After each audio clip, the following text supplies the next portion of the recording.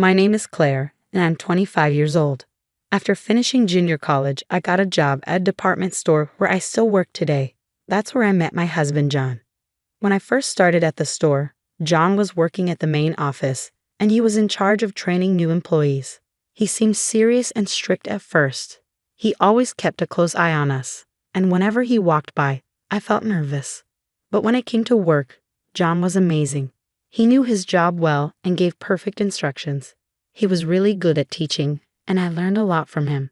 I thought of him as a reliable boss, even though we didn't seem to connect personally at first. I never imagined we'd end up married. One day, I made a big mistake at work that caused a huge loss for the company. I was only 20 at the time and didn't know how to handle such a big failure. I thought quitting was the only way to make up for it. John came to my rescue. He showed up at my house while I was taking a break from work and encouraged me. "You're still new here, so it's normal to worry. That's what I'm here for, to help you grow. A person who doesn't fail can't learn or get stronger. I'll take responsibility for you. Don't let this stop you. Get back on your feet and do your job with pride."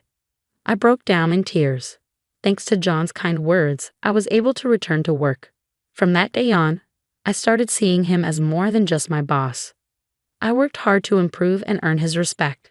Seeing me try so hard, John praised me in front of everyone, and it made me even more motivated. Within 2 years, I became the top performer at the store. I spent more time working closely with John, and we got to know each other better. Eventually, he told me he had feelings for me, and we started dating. 3 years later, he proposed, and we got married. I never expected to marry John, but life works in surprising ways. After getting married, we bought our first house together with a mortgage loan. Since we both worked at a big department store, we were able to get approved for the loan and purchase the home. We were so happy with our new house, and everyone at work said we were the perfect couple. They even joked about being jealous of us.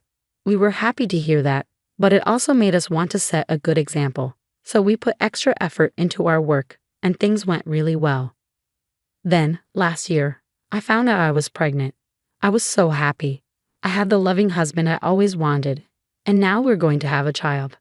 I felt like everything in my life was perfect, but there was one problem: my job. I had been working at the department store for 5 years, and I had just been promoted to store manager. It was an important job, so I wondered if I should quit to focus on the pregnancy. I felt guilty about it. My morning sickness was getting worse, and I was running out of time to decide. I talked to John, and we agreed that it would be best for me to leave my job. I felt bad about it, but John reassured me. "I'll handle everything. I'll work extra hard and make more money. You don't have to worry about anything. Just focus on the pregnancy." His words took the weight off my shoulders, and I could relax and look forward to our baby. A little while later, I had to be hospitalized. Normally, it wouldn't have been necessary, but my pregnancy symptoms were very severe, and the doctors wanted to keep an eye on me. I spent a lot of time alone in the hospital, which was pretty lonely, but John came to visit me every day, even though he was really busy, and that made me feel better. After about 3 months, I was finally allowed to go home. John took a day off from work to pick me up, and we drove back together. It felt nice to be home after such a long time. The house seemed a little different after being away for so long. It felt a bit strange, and after looking around for a bit, I noticed something. All of my things that had been in the living room were moved to my bedroom. I asked John about it, but he just seemed uncomfortable and didn't give me a clear answer. While I was wondering why he was acting like that, the doorbell rang. I thought, who could it be at this time? When I opened the door, I was surprised to see my mother-in-law, Margaret. I had just come back from the hospital and was hoping to spend some time alone with John, but I couldn't turn her away. Margaret walked in like it was her own house, not even greeting me. She only noticed me when I walked in from the door and said, "Oh, what are you doing out of the hospital? I didn't know you were back." I apologized for not telling her sooner, and she replied with a bored look, "You could have stayed in the hospital longer." Then she made herself comfortable in the living room. I went over to John and asked, "Why is she here?" John didn't seem to understand why I was confused and just said, "Oh, my mom has been coming over a lot lately." I was frustrated, so I decided to ask Margaret directly. "Margaret, I just got out of the hospital, so I'd like to spend today with John. Could you excuse me?" She looked at me and said, I just got here, and you want me to leave now? You act like this is your house. That irritated me. This was my house. John and I had bought it together. Margaret must have seen me frown because she added, "What's that look for? This is your house, but it's also ours. Do you understand?" I was confused and didn't understand what she meant, so I asked, "What do you mean?" She scoffed and said, "How can you be so clueless? This house was bought by my son, and since he's part of my family, it's ours too. Now do you get it?" Her explanation didn't make sense to me, and I wanted to say something back, but I didn't know what to say at first. When I tried to argue back, John interrupted me and said, "Don't complain about my mom. She's the one who's been taking care of everything while you were in the hospital," and started blaming me instead. I didn't say anything more, even though I wasn't happy with what they said. I didn't want to get sick again and end up back in the hospital, and I knew that Margaret had been helping John while I was gone. After that, Margaret kept coming to our house every day to do chores. I didn't like it, but I decided not to say anything because by the time I reached my last month of pregnancy, I would need to rest more, and I have to let Margaret help with the housework. It was stressful having her there all the time, but finally, when I was about to be hospitalized again, I thought I'd be free from the situation. One day, as I was getting ready to go to the hospital, Margaret arrived earlier than usual. When I opened the door, I was shocked. Margaret stood there with a car full of luggage behind her. "What's all this luggage for, Margaret?" I asked. She replied tiredly, "It's our stuff to move in here." I rushed into the living room where John was and asked, "What's going on? I didn't hear anything about this." I raised my voice and asked again, "Wait, did you say your mom and family are moving in?" Before John could answer, Margaret butted in. "My oldest daughter's family and I are all moving in here to live with you. It's already decided, so don't make a fuss." John agreed with his mother and told me sternly, "That's how it is, so don't go against my mom." I couldn't believe it. Trembling, I asked John, "Why did you make such a big decision without telling me?" Margaret shouted, "I told you already. This is our son's house, so it's our house too," and raised her voice at me. I was getting really angry, so I told her, "Please be quiet, Margaret. I'm talking to my husband." Margaret didn't expect me to speak up like that, so she went quiet. I took the chance to talk to John. "What's going on? Why are they all moving in with us? We're going to have a baby next month. You said this house was for us to be a family, didn't you?" John's response shocked me. "What's the problem? My mom and sister are my family. It'll be more lively with everyone here. You think it's fun because you're related to them. But for me, they're strangers. 4 people I don't know are suddenly moving in. How am I supposed to enjoy that?" John snapped, "This is my house. What's wrong with me having my family here? You and I bought this place together, so it's not just your decision." In the end, we both stood our ground. I knew John was close to his family, but this was beyond what I expected. I realized just how much of a mama's boy he was, and I lost all confidence in our marriage. I made up my mind and said to him, "Fine, if you want to live with your mom and sister and her family, I won't stop you. But I'm leaving." I quickly went to the town office to get divorce papers. I came back home, stood in front of John, and handed him the papers. "I can't do this anymore. Let's get a divorce." John was shocked. He hadn't expected me to ask for a divorce. He stood frozen, looking at the papers for a few seconds. Then, with a smug look, he said, "What are you going to do after we get divorced? How will you support your child if you don't even have a job?" He looked at me like he was satisfied with what he'd said. His smug expression reminded me of Margaret, which only made me more furious. "Just sign the divorce papers." John laughed at my anger and signed the divorce papers. "Are you sure about this? We're getting a divorce, but you'll be the one in trouble." "Right." He signed them, and now it was my turn to stand strong. "Hey, aren't you forgetting something important? My dad owns an apartment rental business." "Oh, that means I don't have to worry about finding a place to live. Plus, I'll get child support from you." Oh, and if you and your family keep living in this house, you'll have to pay me half of its value." John finally realized the situation he was in. His face went pale as he looked at me. "Well, I guess we won't see each other again. Take care. I'll contact you through my lawyer from now on." John was in shock, sitting there. Margaret, who had been listening, seemed to understand that John would have to pay a lot of money. She froze with packages in her hands. I ignored them both and left the house. After that, the divorce was finalized, including property division and everything. My dad let me live in one of his nicer spare rooms just for me and my child. Thanks to the money from the divorce, I didn't need to work after the baby was born, which meant I could spend lots of time with my little one. The baby was so sweet, and I enjoyed every moment with him. As for John, I heard an interesting story from a former colleague at my old department store. Apparently, John had been living in the house with Margaret and his sister's family, but things weren't going well. His sister's kids were noisy, and both Margaret and his sister were spending too much money, which caused a lot of stress. John was also tired from work and became really depressed. He started making mistakes at work and was eventually moved to a department with little work to do. To make things worse, the pay in that department was lower, and his life got even harder. He deserved all of it. On the other hand, after 2 years of spending time with my child, I got a job at another major department store because of the experience I gained. The pay was about the same, but I could finish work earlier, so I had no problem picking up my child. Now I'm working hard and doing my best to raise my wonderful child. I'm proud of myself for deciding to divorce John because I realized I could raise my child on my own without him. Thanks for watching until the end. Please subscribe to our channel.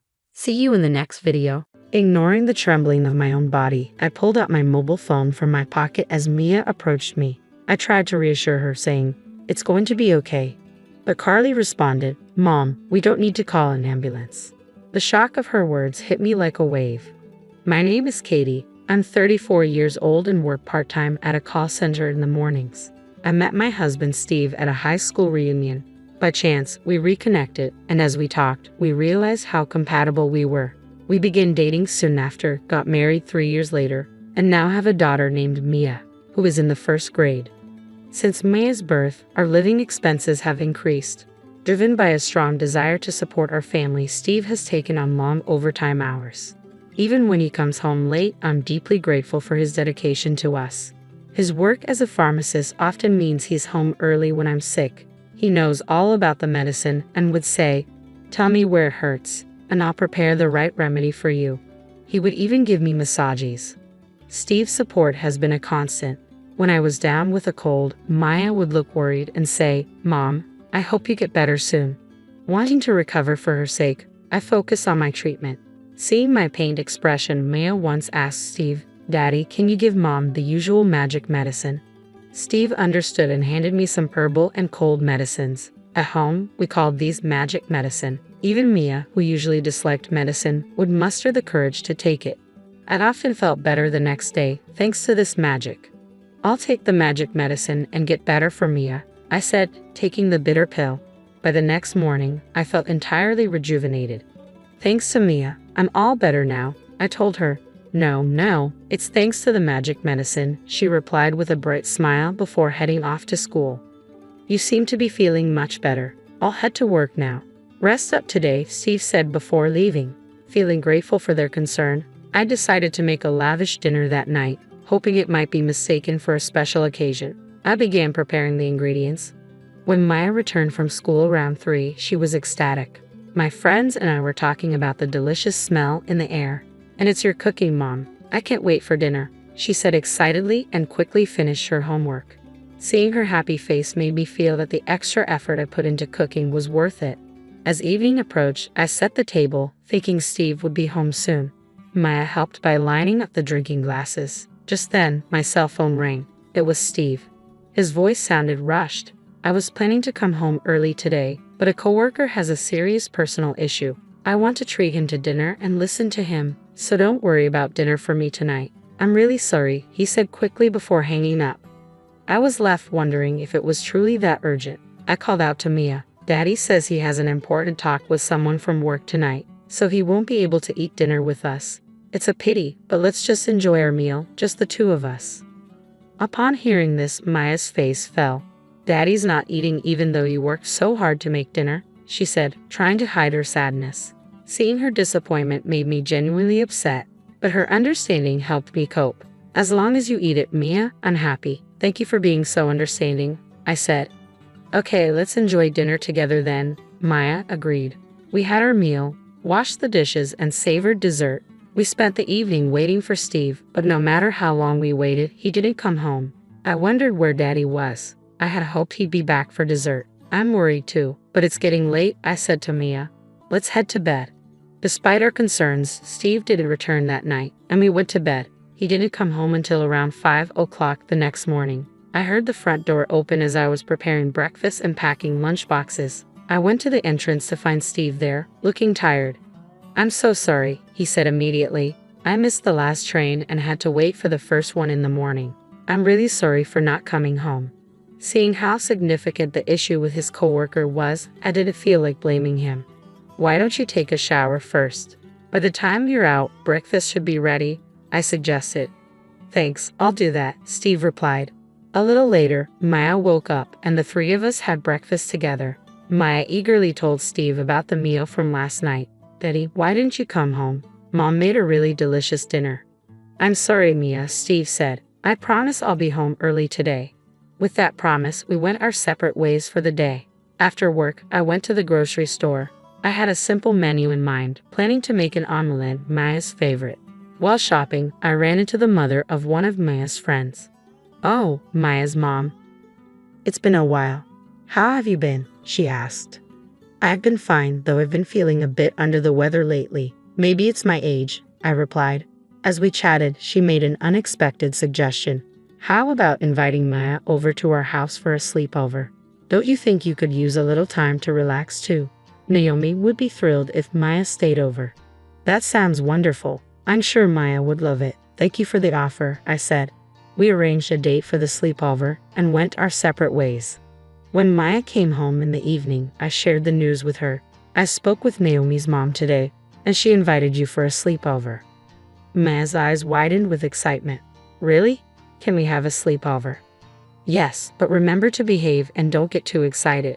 They want you to stay over on Saturday. Maya's face lit up with a broad smile, and she immediately began preparing her things. I was relieved that Naomi's mom had suggested the sleepover, and I felt deeply grateful for her kindness. That evening, as promised, Steve came home early. Maya enthusiastically greeted him. Guess what, Dad? I'm going to have a sleepover at Naomi's house this Saturday. Maya shared the news, bouncing around with excitement. I explained to Steve that Naomi's mom had made the offer out of consideration for us. Steve responded, then maybe I'll head out on Saturday. You should take advantage of the free time, enjoy lunch or go shopping, whatever you like. I'll pick Mia up on Sunday. Really? Thank you so much, I said, grateful for his thoughtful suggestion. After dinner, Steve pulled an envelope from his bag. What's that? Maya asked curiously. Steve smiled and said, curious, aren't you? He opened the envelope to reveal a small bag and handed it to me. This is for you. I've noticed you haven't been feeling well lately, so I found some special food that's said to have magical properties. Maya's face lit up. Mom gets sick a lot, but with this she'll get better, right? I felt a mix of slight guilt and deep gratitude. Thank you, Steve. You went out of your way to buy this. It must have been expensive. Your well-being is the top priority, Steve said with a gentle smile. If you take them daily, they will definitely help.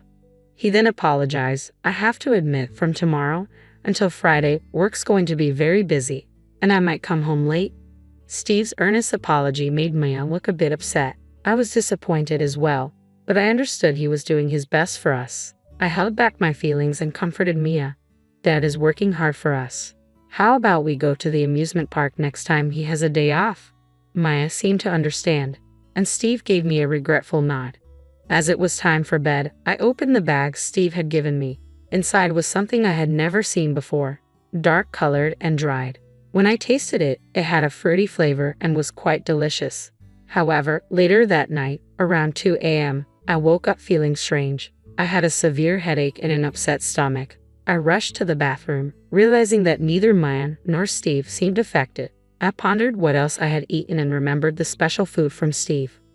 I hadn't asked about the specific benefits or details of the special food Steve gave me, but I suspected it might be the cause of my discomfort. Despite feeling uneasy, I managed to fall back asleep. The next morning, I found that Steve had already left the house.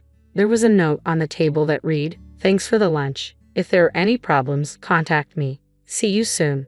I debated whether to tell him that the food wasn't quite right for me. It seemed impolite not to mention it, but I didn't want to disturb him at work. I decided to send him a text later.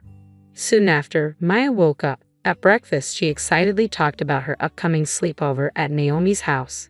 After we got ready, we both left the house. "Will we see Dad until Friday?" Maya asked.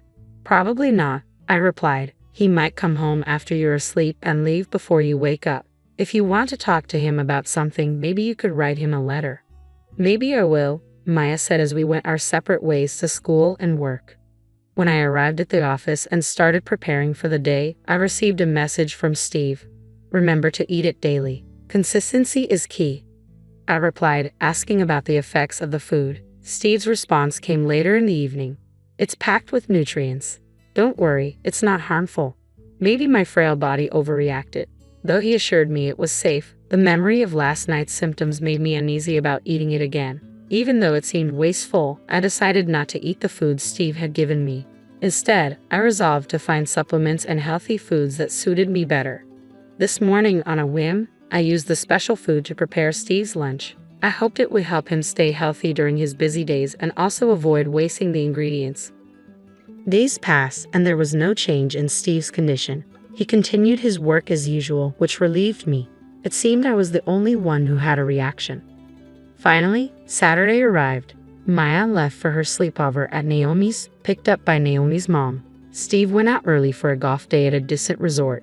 I spent a relaxing day shopping, dining out, and unwinding. Every now and then, I received emails from Naomi's mom with updates on Mia. The photos showed Mia and Naomi happily making sweets together. Then came Sunday. I received a message from Steve saying he'd be coming back after watching a new movie with Mia. While I felt a twinge of guilt, I was grateful for Steve's thoughtfulness. They returned home before it got dark, but Maya's usual smile was absent. She seemed subdued, possibly sad to say goodbye to Naomi. Steve remarked, "I think she was having a hard time parting with Naomi." Listening to him, I was reminded of my own childhood. Saying goodbye to friends after special times was always tough. Maya must have really enjoyed her time with Naomi. "How about we invite Naomi over next time?" I suggested to Mia, hoping to lift her spirits and give Naomi's mom a chance to spend more time with her. Maya gave an awkward smile and nodded. As I started preparing dinner with Maya's help, Steve mentioned he was going to take a shower and left the living room. The moment he was out of sight, Maya gently tugged on my sleeve. Just as I was about to ask her what was wrong, a loud crash came from the bathroom. I rushed over, and the sight that met me made me scream. Steve was lying on the floor, unmoving. I grabbed my cell phone, trying to steady my trembling hands. With Mia by my side, I attempted to reassure her. "Everything will be okay," I said, but she interrupted with, "Mom, you don't need to call an ambulance." I was shocked by her words and asked, "Why not?" "Because Dad did something bad and he's being punished," she replied. I struggled to understand her meaning, but my priority was to help Steve. I told Mia we'd talk later and immediately call for an ambulance. Thankfully, the quick response meant Steve's life was not in danger, though he had not regained consciousness. Once it was decided that Steve would need to be hospitalized, I made plans to head to the hospital. I thanked everyone who had helped and then left the hospital with Mia. Once we were home, I finally had a chance to ask her about her earlier comments. "Maya, can you explain what you meant earlier?" I asked. She nodded and began, "Naomi told me something during our sleepover." Maya continued, explaining that recently, around bedtime, Naomi had noticed Steve walking in front of their house. Maya seemed puzzled and said, "But isn't that around 9:00 p.m.? I thought Dad worked a bit later, so it must have been someone else." Naomi had insisted it was definitely Steve. They decided to keep an eye out that night. When bedtime came, Naomi left the room to use the bathroom, and Maya saw someone passing by their house. To her shock, it was indeed Steve, holding hands with an unfamiliar woman and walking together affectionately. Seeing her dad with someone who wasn't me was a huge shock for Mia. She went to sleep without telling Naomi, pretending she hadn't seen anything.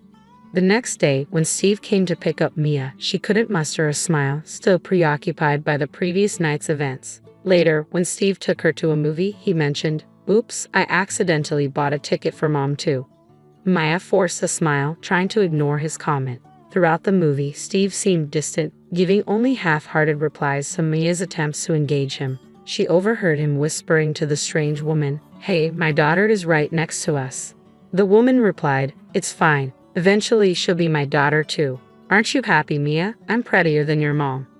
Maya was taken aback by the unexpected comment. Steve seemed to signal the woman to stop but continued to enjoy the movie with her. Maya realized that Steve's excuse about mistakenly buying a ticket for me was a lie. It was impossible to pretend everything was fine. Avoiding Steve's gaze, Maya finished her story, and my expression shifted dramatically.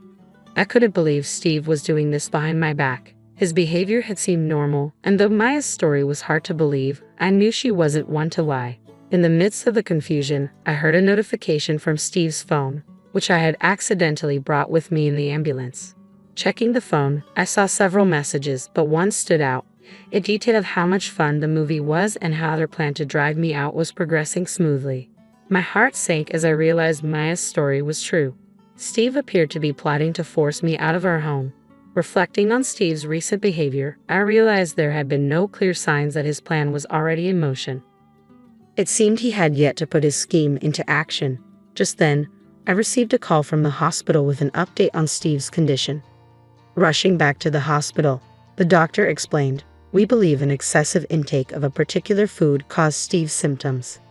While he is generally healthy, consuming too much of this substance led to his headaches, stomach issues, and dizziness. Do you know anything about this?" Understanding dawned on me. It seemed that Steve and the woman had been deliberately trying to harm my health by giving me harmful ingredients in large amounts. Their frequent late nights and claims of working overtime were likely lies to cover up their meetings. My anger grew as I pieced together Steve's malicious actions. A nurse soon informed me that Steve had regained consciousness and was now able to talk. With my emotions steadied, I prepared to confront the truth. I decided to visit Steve's hospital room. Thankfully, my parents' home was only a 20-minute drive from the hospital, so I left Mia with my mother, saying, "Mommy needs to have an important talk with Daddy. Stay with Grandma while we talk, okay?" Maya, though silent, seemed to understand the gravity of the situation. Her young face betrayed a mix of concern and maturity, which only deepened my feelings of guilt for involving her in this mess. My anger towards Steve for his betrayal, especially in front of our daughter, was overwhelming. Standing outside Steve's hospital room, I tried to steady my nerves. Just before knocking, I overheard voices through the door and saw an unfamiliar woman through the window. Curiosity got the better of me, and I cracked the door open slightly to listen. "Even after you collapse, your wife hasn't shown up. How cold-hearted can she be?" One voice sneered. "You should just get a divorce," the woman responded. "She's still around, isn't she? Stubborn." The conversation confirmed my worst fears. This woman was clearly involved in Steve's scheme. Unable to contain my anger, I knocked loudly and swung the door open. Steve and the woman turned to look at me, startled. "Did I interrupt something?" I asked, my voice cold.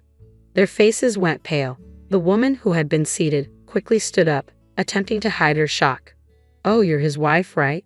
I'm just a colleague from his office. I'll be on my way now," she said, trying to leave. I wasn't about to let her go that easily. I blocked her path. "Since you've taken the time to visit, why don't you stay a while?" I said with a forced smile. Her uncertainty was palpable. "Yeah, why not stay a bit longer?" I pressed, the tension in the room thickening. Steve tried to play it cool but failed to hide his discomfort. My voice trembled slightly, betraying the intensity of the situation. The woman flinched at the smallest movement from me. I decided not to drag this out and got straight to the point. "You're having an affair with her, aren't you?" Caught off guard, Steve responded quickly, "What are you talking about? That's not true. She's just a coworker." "Really?" I retorted. "So, you're watching movies with just a coworker, bringing our daughter along, and joking about her becoming your future wife?" Neither Steve nor the woman could respond. They looked down in shame. I pressed on, "And that food I got from you, I tried it, even though I suspected it might not be right for me. I ended up using it in your lunch." Steve's calm demeanor shattered. He shouted, "Why would you do that? Is that why I passed out?" "Really? I had no idea it was that dangerous," I replied. "You said it was good and healthy. I just wanted to give you a boost." "Well, it looks like your plan to hospitalize me backfired," I said with a smirk. "I bet you didn't expect it to be in your own lunch, did you?" Steve was left speechless, his expression a mix of devastation and disbelief. I turned to the woman and said, "So, you're the one who seduced a married man, aren't you?" Don't think you're blameless in this situation. Expect some kind of revenge from me. I glared at her and she faltered, stepping back. Why should I? Steve approached me first. He said he needed comfort. I'm a victim too, she stammered. Oh really? I responded sharply. So, you're saying he initiated everything? In that case, can we see your messages with him? If you're truly the victim, there wouldn't be any explicit advances from you, right? The woman hesitated, clearly realizing her scheme had unraveled. Her tone shifted abruptly. I'm sorry. I apologize. Please just forgive me this once. No matter how much you apologize, I can't forgive this, I said, my voice steady. I turned and walked out, leaving the two of them pale and tearful. I returned to my parents' house where Maya was waiting. Welcome back. Maya's been such a good girl. Thank you for taking care of her on such short notice, my mother said warmly. I took a deep breath and explained, I'm planning on divorcing Steve. Is it alright if we stay here for a while? My mother's initial shock quickly turned into support as I recounted the whole story. That's what happened then. Stay here. I'll help you get your things. Don't worry, she said firmly, offering both me and Maya her unwavering support.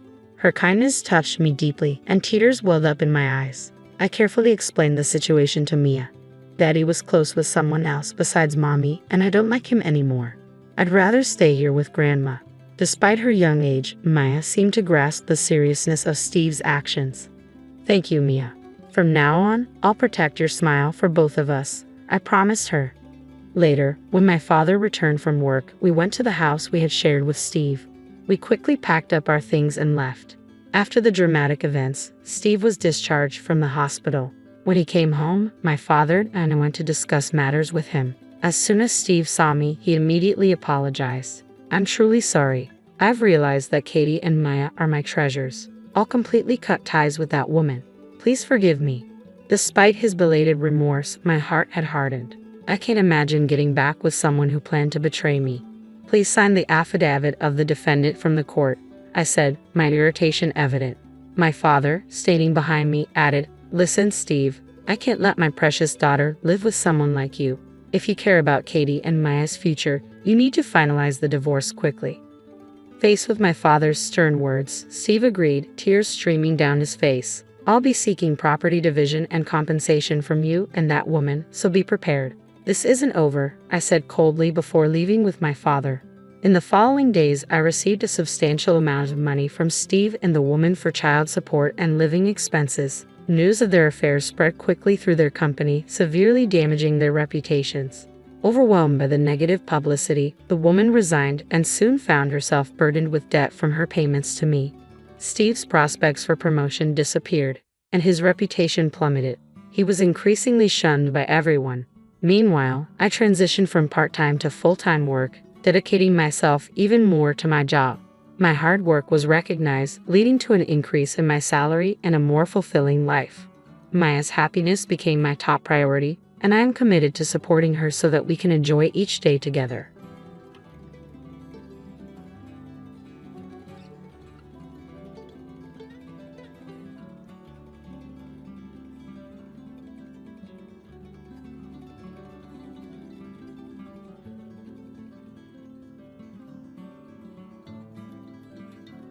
I was born and raised in the quaint town of Harrow, a place so small that everyone knows your name and no secret stays hidden for long. After high school, I left for college, and soon after graduating, I dove headfirst into the retail industry. My passion wasn't just in sales, it was specifically in lingerie. Fueled by this drive, I worked tirelessly, eventually becoming the owner of a chain of lingerie boutiques that ranged from cozy local shops to upscale destinations. Despite my professional success, something always felt missing. That's when Henry came into my life. It all started with a simple friend request. His profile picture showed a man in a sharp suit with an even sharper gaze. Intrigued, I accepted, and soon discovered he was a lawyer, a detail that perfectly matched his polished appearance. Our first exchange was unassuming, but his humor and wit quickly drew me in. Late-night conversations with him became my solace after long, grueling days. We talked about everything, from silly topics like cheesy pickup lines to deeper, meaningful reflections. His messages brightened my evenings, and eventually, he suggested we meet in person. Our first meeting was at my favorite local cafe, renowned for its rich coffee. Henry was even more impressive in person. His charm and attentiveness far exceeded his online persona. We talked for hours, and by the time we parted ways, I couldn't deny the connection we shared. Over the next year, we grew closer, our relationship blossoming into something extraordinary. One chilly evening, as I was locking up one of my stores, Henry surprised me. His breath hung visibly in the cold air as he nervously held out a small, elegant box. With an earnest gaze, he began to speak. "Isa," he said, his voice trembling slightly, "we've been thriving together, just you and me. Recently, I realized it's time we made this official. I want you by my side forever. Will you marry me?" My heart raced, overwhelmed with emotion. Marriage was a big step, but as I looked into his sincere eyes, everything seemed to align. "Yes," I whispered, my voice shaky but filled with joy. "Yes, I'll marry you." But just as I began to revel in the moment, Henry's tone shifted. "There's something else we need to discuss," he said hesitantly.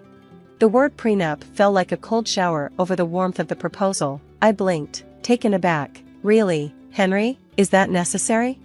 He quickly took my hands, his touch steadying me. "Isa, it's not about trust, it's about practicality. I've seen too many messy situations in my career. This is just protection, for both of us." He pulled out some documents. "It's straightforward. If either of us strays, the cheater forfeits their assets to the other. It's fair." I stared at the papers, conflicted. The romantic proposal now felt intertwined with a stark reality, but as I looked back at Henry, his expression was earnest. "All right," I finally said, "I'll consider it. But just so we're clear, Henry, I don't plan on ever giving you a reason to use this against me. That's all I'm asking," he said, visibly relieved. We celebrated that evening at a cozy restaurant, the warmth of the night momentarily making me forget the complexities of our conversation. Under the stars later, Henry pulled me close. "You know I love you, right? No document can change that." "I know," I replied, resting my head against his chest. "Just promise it won't come between us." "I promise," he said softly. A few days later, after consulting my own lawyer, I signed the prenup. It felt odd to sign something focused on the potential end of a relationship that had barely begun, but love is a gamble, and I was all in. For a while, we were the couple everyone admired, sharing laughs and stolen moments at gatherings, but as the months passed, subtle cracks began to form. The warmth we once shared started to cool. One day, during a shopping trip, we visited a perfume store where I chatted casually with a sales associate about different fragrances. After we left the store, Henry's demeanor shifted. His jaw was tight as he turned to me. "Who was that?" he asked sharply. Confused, I replied, "The sales associate? I was just asking about the perfumes." "Why?" His eyes were intense. "You seemed really into him," he accused. I stopped in my tracks, stunned by his insinuation. "Are you serious right now?" "I was discussing perfumes." "Henry, what's gotten into you?" I asked, baffled by his outburst. He scoffed, shaking his head. "Forget it. Let's just go home," he muttered, brushing the moment aside. But that incident was just the beginning of something deeper. Over the following weeks, Henry's jealousy became more pronounced. He grew colder, sulking or throwing sarcastic remarks anytime I so much as interacted with another man. At home, he became distant, often engrossed in his laptop or phone while I ate dinner alone, the silence between us heavier than the air. Unable to bear the growing tension, I confronted him one evening in his study. "Henry, we need to talk," I said, firmly closing his laptop to ensure he paid attention. He sighed deeply, rubbing his temples. "Isa, you don't understand the pressure I'm under at work, and when I see you laughing and chatting with other men, it gets to me. It feels like you don't respect our relationship enough to keep your distance," he said, his voice tinged with frustration. The conversation quickly escalated, both of us airing out unspoken frustrations and resentments. The wounds of our relationship bled raw, yet no solutions were found. The situation worsened when friends approached me with unsettling news. Henry had been spreading rumors, accusing me of flirting with other men. "Henry," I confronted him angrily one night, "you've been talking about me behind my back? Telling people I flirt with other guys? How could you?"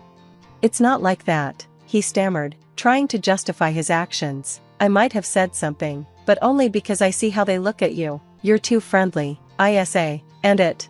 You have no right," I interrupted, furious. "You're supposed to support me, not tear me down with lies. How can you expect trust when you act like this?"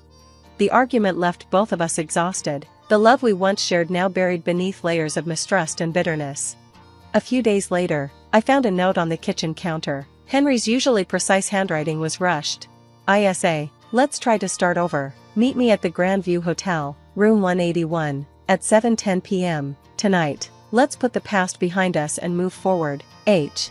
The gesture caught me off guard. Was this an olive branch? A chance to rebuild what we had lost? Despite my apprehension, hope stirred within me, fragile yet persistent.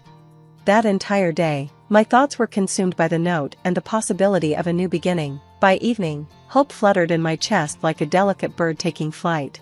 But when I arrived at the hotel, Henry's demeanor shattered any expectations I had. He stood there, his face a mask of anger. So the prodigal wife finally returns, he sneered, his voice thick with disdain. Henry, something terrible happened tonight, I began, my voice trembling with urgency. We need to talk. Don't bother. He cut me off with a dramatic gesture, slamming a set of photographs onto the table. Then explain these, he demanded furiously. Trembling, I picked up the photos. My blood ran cold. They showed me in a hotel room, entangled in a compromising position with a man I didn't recognize. My heart sank. Henry, I swear, I stammered, horrified. I don't know this man. I've never seen him before. Something bizarre happened tonight. I can't explain it. But Henry's fury was relentless, his trust in me crumbling before my eyes. I stammered, panic rising in my chest. Henry's scornful laugh sent a chill down my spine. A monstrous mistake or just your monstrous actions? Marrying you was the real error, he declared coldly. Tears welled up in my eyes, but I steeled myself, determined to remain composed. I didn't do this. Henry, you have to believe me, I pleaded desperately. He sneered, his tone venomous. Believe you? Why should I? You're nothing but a liar and a cheater, and I'll make sure you don't get a dime from me. I'm taking this to court. I'll take everything. Grabbing his pre-packed suitcase, he stormed out, slamming the door behind him. The sound echoed through the now empty house, leaving me devastated. I collapsed onto the sofa, my body racked with sobs. A sharp, throbbing pain consumed my head, clouding my thoughts. It wasn't just a headache, it was as if a dense fog had descended over my brain, making the events of the night disjointed and surreal. Then, it struck me, the wine. I had only had one glass, but the overwhelming dizziness and blackout were inexplicable. The symptoms were far too severe for such a small amount. Desperate for answers, I called my friend Riley, a nurse. Riley, something's wrong, I blurted out, my voice shaky. I had one glass of wine, and everything went dark. I woke up hours later, and now Henry has these photos. None of it makes sense. Riley's tone was immediately serious. ISA, it sounds like you might have been drugged. You need to go to a hospital or a lab and get tested immediately. Tell them everything, especially about the wine and your symptoms. Without hesitation, I drove to the lab, my mind racing to piece together fragments of the evening. I explained my ordeal to the technician, who solemnly drew several vials of blood for testing. Days later, a heavy letter from Henry landed on my doorstep. My hand shook as I opened it. The cold, formal language confirmed my worst fears. Henry was suing me for infidelity, aiming to strip me of everything based on our prenuptial agreement. The trial was set for a month away. Panicked, I called my lawyer, Jacob. His voice was a small comfort amid the turmoil. ISA, come to my office. We need to strategize. When I arrived at his office, I spotted Henry outside, walking with a young man. My heart froze. The man looked eerily familiar. Then it hit me, he was the same individual from the incriminating photographs. Instinctively, I reached for my phone and began recording. I captured Henry and the young man exchanging an envelope, which the man quickly concealed. Adrenaline surged through me as I realized the potential importance of what I had just witnessed. In Jacob's office, I shared the video. His eyebrows shot up as he watched the secretive exchange. This is significant. ISA, it looks highly suspicious. We need to involve an investigator, he said, dialing his contact immediately. Jacob's friend Wyatt, a seasoned investigator, agreed to take the case. He wasted no time trailing the young man and digging into his background. Within days, Wyatt summoned us to his office. His expression was grave. I spoke to the young man. Wyatt began. He's an actor, down on his luck. He admitted your husband hired him to pose in those photos. Henry orchestrated the entire setup, including drugging you. As he spoke, an email notification buzzed on my phone. My blood test results had arrived. With trembling hands, I opened the attachment. My heart skipped a beat as I read the results, positive for a potent sedative. The pieces of the puzzle finally came together. Henry's betrayal ran deeper than I could have ever imagined, but now, I had the truth on my side. The courtroom was tense as I handed my phone to Jacob. He scanned the blood test results, his expression hardening with determination. "Isa," he said firmly, "this is the evidence we need. Not only can we defend you, but we can also confront Henry effectively. We'll keep everything confidential until the court date. Let's catch him off guard." A week passed, and I tried to distract myself by focusing on my lingerie store. One afternoon, Henry walked in, smugly introducing me to Nova, his new fiancée. He flaunted their engagement, but his smile was hollow. Nova, much younger and seemingly unaware of Henry's true nature, observed me with curiosity and skepticism. Henry's arrogance was palpable as he declared, "Soon, this store will be mine." I resisted the urge to respond, remembering Jacob's advice to stay silent until court. Instead, I gave a measured smile. "We'll see what the judge decides, Henry." The court date came quickly, and the atmosphere was electric with tension. Henry, representing himself, stood confidently to make his opening statement. "Ladies and gentlemen," he began, his voice smooth and commanding, "today, you will see the true character of the woman before you. Isa has not only violated her marriage vows but has undermined the sanctity of our household with her deceitful actions." He displayed photos of a supposed affair on a screen, stirring murmurs in the courtroom. Henry painted himself as a wronged husband, his words dripping with indignation and scorn. Each sentence was delivered with dramatic precision, aimed at swaying the judge. When his tirade ended, Jacob rose. His calm demeanor was a sharp contrast to Henry's theatrics. With measured authority, he began to dismantle the false narrative. "Your Honor," Jacob stated, "the claims against my client are not only baseless, but part of a calculated scheme by Mr. Clark."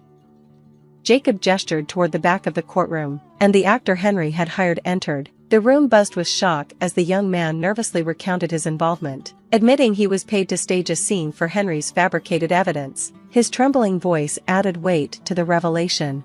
Next, Jacob presented my blood test results. The courtroom fell silent as he explained how I had been unknowingly drugged. The judge's expression darkened as Jacob meticulously connected the dots, unveiling Henry's pattern of manipulation in previous marriages to financially exploit his ex-wives. As Jacob concluded, he requested not only the dismissal of Henry's fraudulent claims, but also fair compensation for the ordeal I had endured. The judge deliberated before delivering her verdict. She ruled in my favor, voiding the prenuptial agreement and awarding me $60,010 in damages. Relief and vindication washed over me as tears welled in my eyes. Henry's face turned ashen. Nova, who had been silently observing, rushed out of the courtroom. She returned moments later to thank me for exposing the truth, then promptly left Henry for good. The trial's sensational details quickly made headlines. Henry's professional reputation was destroyed, and he lost his license to practice law. Encouraged by the revelations, his ex-wives filed lawsuits, exposing his long history of deceit. Financially and socially ruined, Henry was left with nothing. That evening, as I locked up my store and watched the sunset cast long shadows, I reflected on the journey. It had been a fight fraught with despair, but it was also a testament to resilience and the pursuit of justice. I had faced the storm and emerged stronger, with the truth as my shield.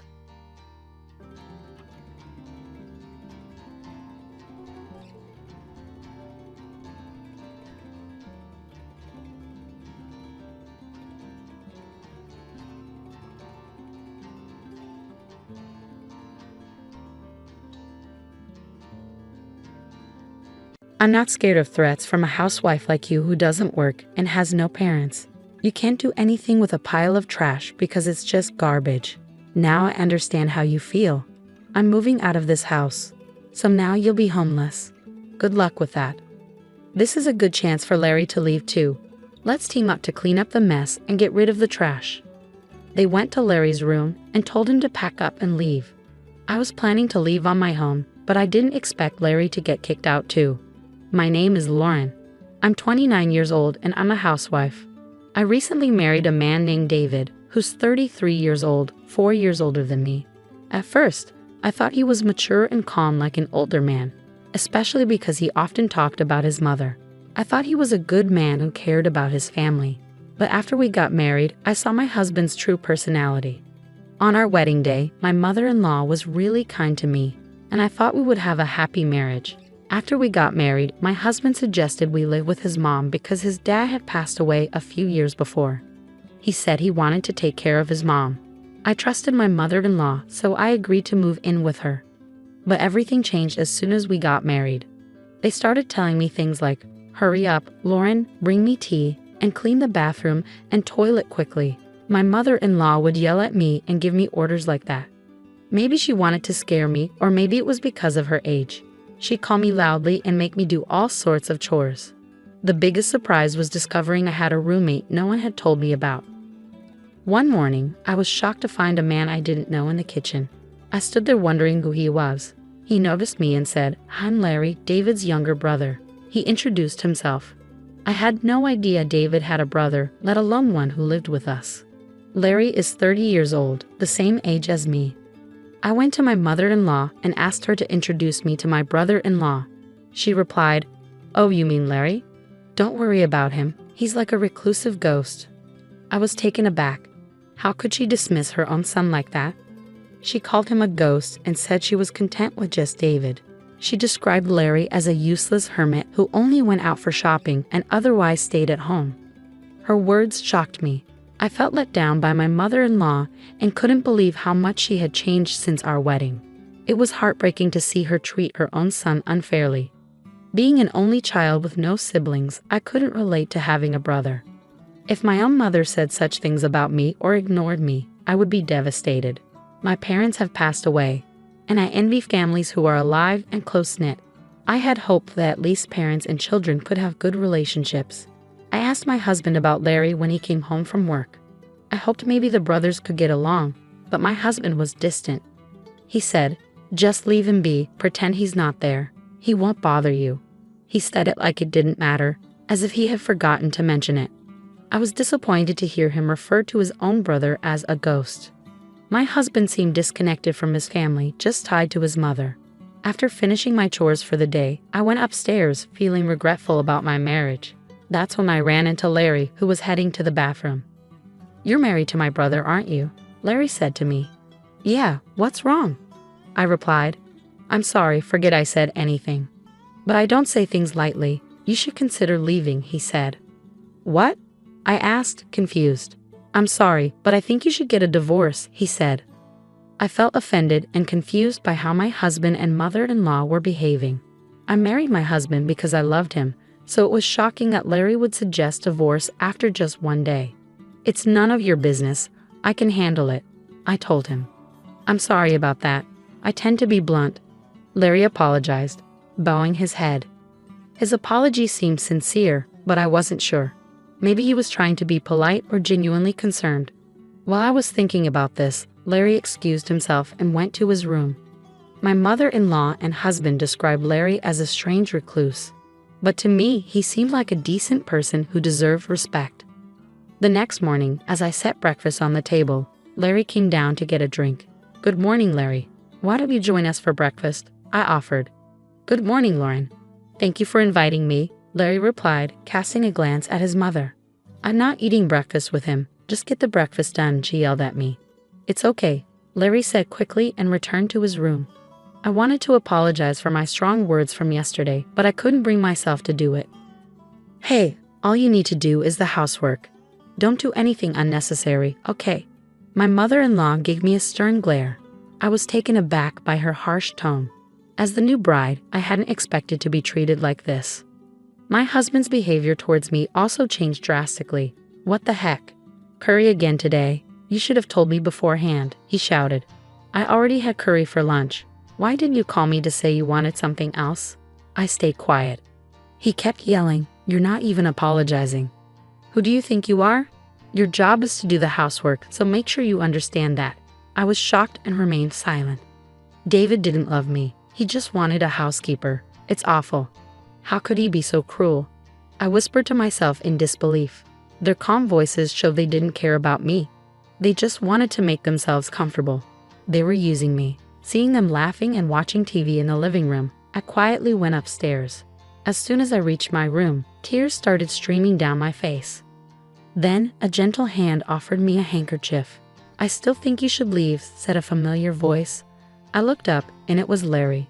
I'm sorry, I'm so sorry, I managed to say between sobs. I wiped my tears quickly. I'm sorry I used your handkerchief. No, I gave it to you because I wanted you to use it, Larry replied kindly. I overheard what my brother and mother said. I knew it. They're the worst, he continued. When I asked Larry what he meant by I knew it, he confided that he had been in a similar situation before. Curious, I pressed for details. Larry explained that David had promised to marry another woman previously, but just like with me, his mother and David's mistreatment had driven her away shortly before the wedding. Hearing Larry's story brought some relief, showing me that my husband and mother-in-law had acted nice only to avoid scaring away the bride before marriage. I felt trapped and hopeless. How could I have trusted them? But I had no other options. As just a housewife, I couldn't get a part-time job, move out, or rent another place. I didn't know what to do except cry. Then Larry suggested, if we keep talking here, it might raise suspicions. Let's meet at a coffee shop next time, if you'd like. He handed me a piece of paper with his contact information and went back to his room. Determined to leave this house, I knew my struggle for survival was just beginning.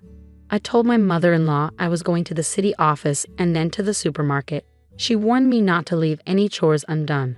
So I made sure everything was perfect before leaving. She grumbled about not accepting any excuses if I was late for dinner. Pretending to agree, I headed to the coffee shop where Larry and I had arranged to meet. I told Larry that my parents had passed away, so I couldn't rely on them anymore. I had canceled the house I was renting and quit my job. I told him I needed to start all over again. It's tough to move out of the house in this situation, especially with the work that keeps me tied up with my mother-in-law and husband from early in the morning until late at night. Larry then asked me, Lauren, can you draw? Huh? What do you mean? I replied, confused. Oh, I see, so can you? Yes, well, I went to art school before, I said. Really? That's great, he exclaimed. Yes, but how? I asked. Just in time, another manga artist is looking for an assistant. You can do it remotely, Larry said. But I don't have a computer right now, I responded. I'll lend you my computer that I'm not using right now, Larry said kindly. Really? Thank you so much. But why do you have an extra computer? What do you do for a living? I asked curiously. That's nice of you to ask. You don't think I'm just a recluse, do you? No, you speak politely and look well put together, so I don't think that at all. Do you work from home? I replied. Yes, actually, I'm an engineer, Larry said. An engineer? I had no idea. I didn't realize you were a business owner, I exclaimed. Yes, I used to work for a company, but now I have my own business. Running things independently works better for me. We also have web designers on staff. It's a small team, so we handle everything remotely, he explained. I see, that explains why you're always at home. But your mother and David said you're just idle at home. Haven't you told them the truth? I asked. I don't see any benefit in telling those two, Larry replied. Fair enough. But if you're such a capable manager, why don't you leave that house? I wondered. Then, for the first time, Larry shared his thoughts with me. Let's not focus on me. I need to introduce you to the manga artist, he said.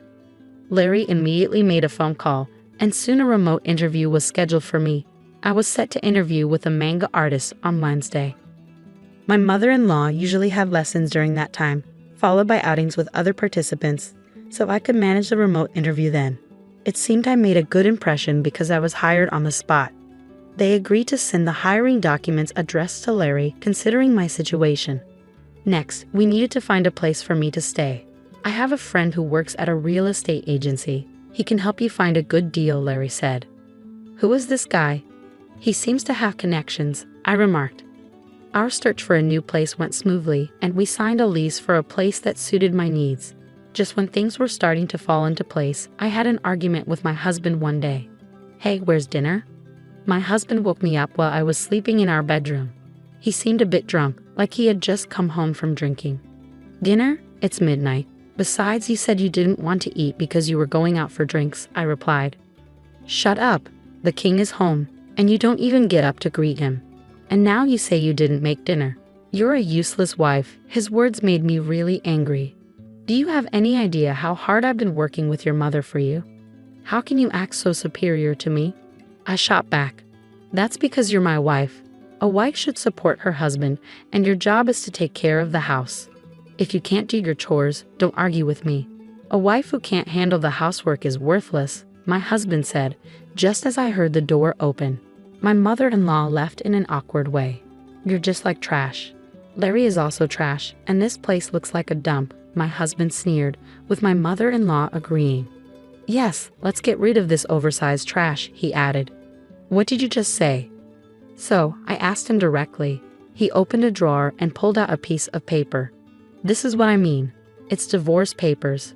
You're no longer useful to me. I'm going to find another wife who can replace you. That's why I'm divorcing you. Get out of my house, you disgrace. You think a wife is just a servant. The best wife is one who acts like a housekeeper. You shouldn't speak like that. One day, you might regret it, I replied calmly. What are you going to do about it? I'm not scared of any threats from a housewife like you, with no job and no parents, he laughed. My husband and mother-in-law joined in. Exactly, you're useless. You can't do anything about it because you're just trash. Well, now I understand how you truly feel. I'm leaving this house. I said that and signed the divorce papers. Then, I left. I packed my things, placing the divorce papers in my bag. My mother-in-law and husband watched with smirks on their faces. Now you're homeless. What are you going to do? It's none of our concern anymore. Good luck, homeless lady. Oh, and as for Larry, it's a good opportunity for him to leave too. Yeah, let's clean house and make this place bigger and more comfortable once he's gone. My husband and mother-in-law were already discussing their plans after kicking us out. Then they went to Larry's room and told him to pack his things and leave. I had already decided to leave, but I hadn't expected them to kick out Larry too. I felt some regret for letting my emotions get the best of me and fighting with my husband. I'm sorry, Larry. This is my fault, I said. No need to apologize, Larry replied. I've realized I can't live with him anymore. Plus, I have other interests. Maybe it's fortunate we had that argument, he smiled. It seemed Larry wasn't upset about leaving, which eased my mind a little. 5 days later, on Wednesday, while my mother-in-law was out of town, Larry and I called a moving company and left. After finishing our move, my mother-in-law called my new place. Don't worry, we're already gone, I assured her. Larry came with you, right? She asked. Yes, we moved out together. I'm relieved I won't have to see you two anymore, she said happily before hanging up. But what she didn't know was that Larry and I had been planning our revenge. With Larry's help, I managed to move out and start a new life just in time. I received a substantial settlement from my husband in the divorce. Larry had recorded what my husband and mother-in-law said during our fight, which was considered harassment and helped prove their fault in the divorce. This enabled me to claim a significant amount of money as retribution against my husband. Larry's friend, a lawyer, assisted me in securing alimony. My husband was shocked but ultimately accepted the settlement. I was deeply grateful to Larry for his support and decided not to dwell on it further. A few days later, I received numerous phone calls from my ex-mother-in-law. It felt like a nightmare come true. Realizing I had forgotten to block her number, I reluctantly answered the phone. Lauren, where are you? She demanded. There's no way I'm telling you that. We're strangers now, I replied firmly. Please don't say that, she pleaded. I'm calling because, where is Larry? She asked. Huh? Why are you asking about Larry? I responded. I've been trying to reach him, but I can't get in touch anymore, she explained. That's too bad. Maybe he doesn't want to talk to you anymore, I retorted, trying to provoke her. Then someone else grabbed the phone. Don't play games. You moved out together. You must know where he is, they insisted. You're all ridiculous. I knew exactly where Larry was, but I wasn't about to tell them. I honestly don't know. You'll have to find him on your own, I replied. Where are you anyway? You have no home, job, or place to go. If you're willing to beg, maybe I'll let you return, but only as my housekeeper, she sneered. I'm not coming back to you. I have a job and a place to live. I'm moving on, I shot back. That's a lie, she yelled. My ex-husband was shocked, not knowing I could settle everything so quickly. I didn't bother correcting him. Please do not contact me again. If you call or come near me, I'll call the police, I declared firmly, hanging up. I promptly blocked my ex-mother-in-law's number, having already blocked my ex-husband's. They seemed panicked, realizing something important. They thought my father-in-law had left them a large inheritance, but it turned out that Larry had been regularly sending money to his mother's account. My mother-in-law had always seen Larry as lazy and without a job, so she couldn't believe it when the bank stopped the monthly transfers after he was kicked out. It was only then that they realized who had been supporting them financially, but by that point, it was too late. Larry had already cut ties with his mother and brother. My ex-husband couldn't afford alimony without the money from Larry, and my ex-mother-in-law relied on those monthly transfers. Now that the money had stopped, she was facing financial trouble.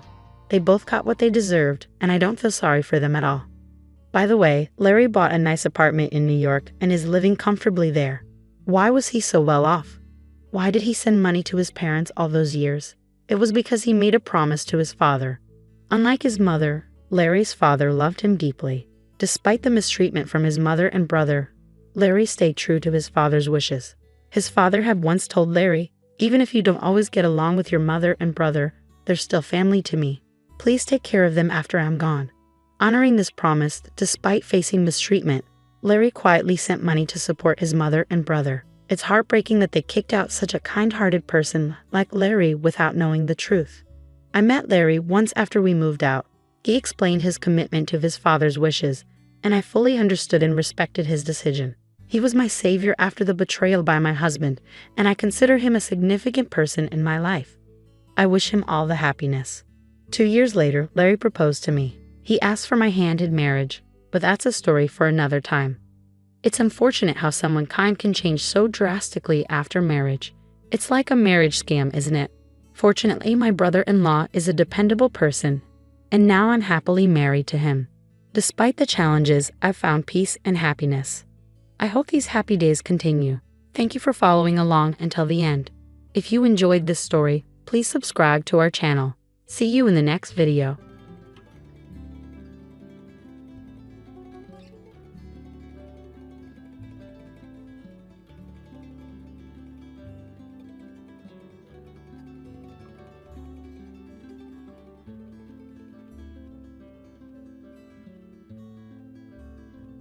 You'll be fine going to the hospital alone, right?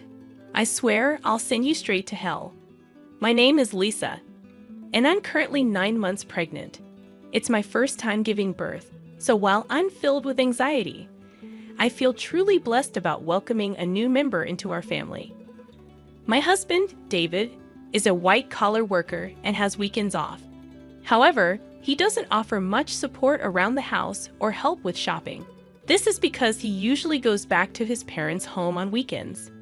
David has a deep bond with his in-laws, and since their home is nearby, he spends almost every weekend there without any specific reason. Since becoming pregnant, I've been cautious about lifting heavy objects. For instance, when buying heavy items like rice, understanding friends often help out. My daily routine starts by waking up early, preparing breakfast for David, and seeing him off to work. Afterward, I do the cleaning and laundry, and then head out for any necessary shopping. Once I return home, I start prepping for dinner. Only after finishing these tasks can I finally have some relaxation time. Since taking maternity leave, I've taken up a new hobby, blogging. Every day, I write a diary accompanied by photos I take, such as meals, the blue sky, flowers blooming in the garden, and more. Many friends and acquaintances leave comments, and these moments of journaling have become small daily joys for me. One evening, as I was preparing dinner, my husband returned home as usual. He carelessly placed his bag and jacket on the sofa, and I tidied them up, hanging them on a coat hanger. "Welcome back.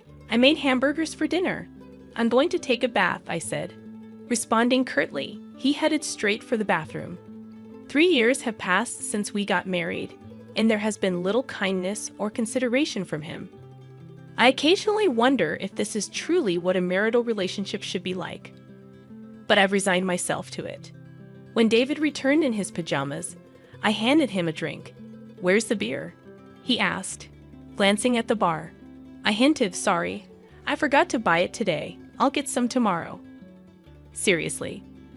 Go to the convenience store now. His demeanor changed immediately, and he spoke with evident anger.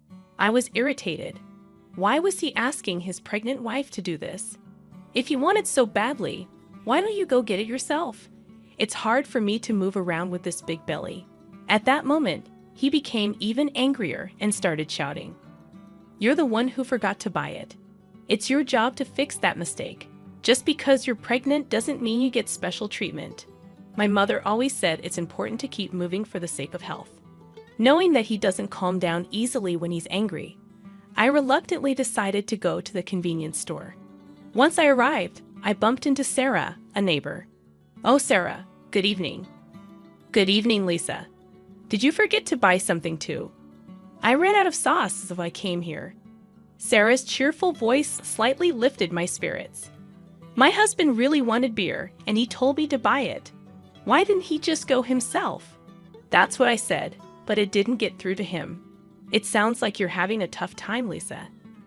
After walking together for a bit, Sarah and I parted ways at a crossroad. When I returned home, David was lounging on the sofa, watching TV, having not even cleaned up after dinner. Why did it take you so long? What were you dawdling around for? Give me the beer. David's disgruntled voice and his insensitive remarks made my heart ache. However, I handed him the beer without a word and began cleaning up after the meal. How could he say such things to me, especially when I'm pregnant? I felt the urge to retort, but I didn't want another shouting match, so I remained silent. Afterward, I had my dinner, took a relaxing bath, and headed to the bedroom. The next morning, David acted as if nothing had happened. It seems he's the type to forget everything after a good night's sleep. However, I couldn't forget his words from the previous night, and I consciously ignored him. Why are you making that face so early in the morning? Don't take it out on me. I'm heading to work now, so be a bit considerate. You know the importance of appreciation, right? Due to what he said, I was filled with the urge to retort. That applies to you, doesn't it? But out of shock and disbelief, all I could do was sigh deeply and see him off. Be careful, right? I won't eat dinner tonight. See you. Without any explanation, David left in a hurry. After seeing him off, I took care of household chores and went shopping as usual. However, since David mentioned he wouldn't be having dinner, I decided to prepare something simple just for myself. Then, as I was about to start my meal alone in the evening, I heard David's unexpected return and rushed to the entrance. I'm back. Thanks for your hard work, but you said you didn't need dinner today, right? Yeah, but my drinking party got canceled. I'm hungry. You have something to eat, right? Well, I only prepared a meal for myself today. Upon hearing this, David's face contorted with anger. Didn't you even consider the possibility I might come back? This is unbelievable. Saying that, he moved to the dining table, and upon seeing the dinner I prepared, his mood worsened. What do you call this a meal? I seriously question if you're properly doing your duties as a housewife. Don't waste the money I'm working for. I quickly prepared something for myself. Please don't get mad like this. Maybe you should learn proper cooking from my mom. Honestly, I've always found your cooking lacking. Again, he always compares me to his mother. Doesn't he realize how hurtful these comparisons can be? I can't eat this. Go buy something. Hearing this, my heart sank further. What does he think of me? It's already night, and I've taken a bath. Can't you go buy it yourself? Forget it. You forgot to buy beer yesterday, didn't prepare dinner today. It's so frustrating. I'm going back to my parents' place. David stormed out and left alone in the house. I strangely felt a sense of relief. The next morning, as I expected, I received an angry call from David's mother. How can you not serve David a proper meal? This feels like moral harassment, if not worse. I explained what happened yesterday, but she wasn't accepting it. So I apologized and ended the call. After the call, my mood plummeted. Since David wasn't home, I decided to have a leisurely late brunch. However, the thought of David coming back tonight weighed on my mind. Considering yesterday's events, I decided to make tonight's dinner special. I shopped with more care than usual, picking out ingredients and adding David's favorite beer to the cart. I was determined to prepare a dinner that would earn David's praise. I shortened my blog update time a bit to allocate more time to cooking. After dedicating ample time to preparations, the table was set beautifully, as if it was a special occasion. Looking at it, I felt a sense of accomplishment and couldn't help but praise myself. With this, he should definitely be satisfied. I waited patiently in the dining room for David to come home, but as time passed, there was no sign of him. I tried contacting him several times via my smartphone, but there was no response, and I became more worried as the clock continued to tick. 1 hour, then 2 hours passed, and I began to get anxious. Did he possibly go to his parents' house? Thinking this, I called David's parents to check, but they said he hadn't come there either. I tried calling David multiple times, but still, there was no response. As midnight approached, just when I was considering contacting the police, a staggering David returned home. He seemed clearly drunk. "I'm home, hiccup." I rushed to the entrance in concern and found David lying on the hallway floor. "What happened? Are you okay?" Hearing my voice, he responded angrily, "Too loud, go away." He then staggered towards the dining room. When I tried to support him, he forcefully shook off my hand. "Don't touch me. Don't come near me with that ugly face.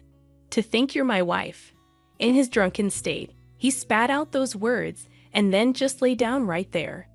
Those words were beyond shocking. Why? Why can't he consider others' feelings? His remarks hurt me deeply, and I was filled with thoughts of maybe he no longer sees me as family. Tears welled up in my eyes. I put so much effort into cooking, it was all for nothing. With that thought, I had my dinner alone and enveloped in loneliness.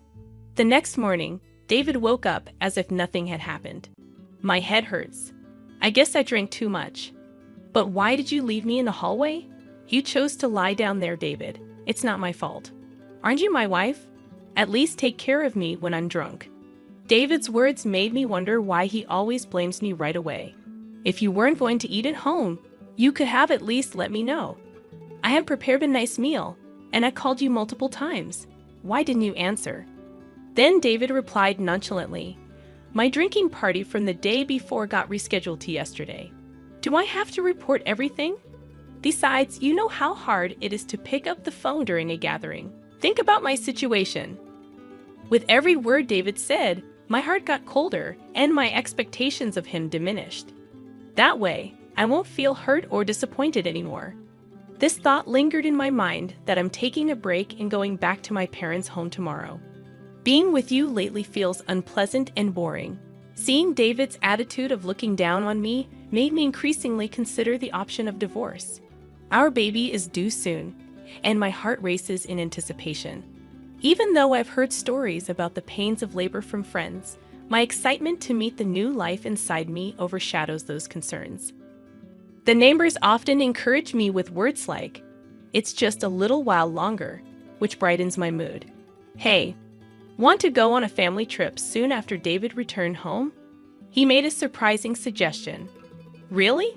But I'm talking about a family trip. My mom and dad want to join." I was taken aback. Why would parents make such a proposal? Tensions exist between me and David's parents whenever there's an issue concerning David. They tend to blame me, like the previous phone call incident. However, the sudden idea of a trip left me doubtful. I'm about to give birth soon, and traveling a long distance might be a bit risky. David replied, "How many times do I have to tell you? Just because you're pregnant doesn't mean you're sick. My parents are thoughtfully inviting us. But what if something happens? It'll be fine. Everything's already decided. We'll go for 2 nights and 3 days next week." "What? Next week is my due date. That's a bit." "Just do as you're told. Prepare for the trip." End of discussion. David just expressed his opinion and then left the room. I'm in trouble now, I thought to myself. The next day, I sought advice from a close friend and explained the situation. She was concerned and said, "That's a bit too much." While I was contemplating how to decline the offer, the day of the trip suddenly arrived. "Actually, I'm not feeling well today. I'm worried about the baby, so I'm going to rest at home." I tried to use that as an excuse, but David didn't seem convinced. "Anyway, you can just rest in the car, and you'll be fine, right? Come on, bring the luggage." We're heading to my parents' house, so hurry up. As we headed to the car, I was worried and asked, "Is this really okay?" After loading our luggage into the car and sitting in the passenger seat, I felt warmth at my feet. Looking down, I noticed water spreading around them. "Oh my water broke." I immediately informed David. "David, I think my water just broke. Please take me to the hospital quickly." Taken aback by the situation, David exclaimed, "Are you serious?" "Yes, I'm serious. We need to go to the hospital now. The baby might be coming." While trying to clean up the water with a towel in the car, David suddenly opened the passenger door. "David, what are you doing? We need to go to the hospital. Get out, you're going to make a mess in the car." I was in complete shock. "What are you saying?" I said, "Get out. I need to clean the car." Then David forcefully pulled me out of the car. In this unbelievable situation, David said, "I can't believe this. We were supposed to be on a family trip. Just go to the hospital by yourself." I was too shocked to say anything as I called out to David, "Wait, how can you leave me here like this?" He drove away, leaving me behind. Feeling overwhelmed, I quickly dialed for an ambulance. When someone approached, asking, "Lisa, are you okay?" It was Sarah, looking concerned.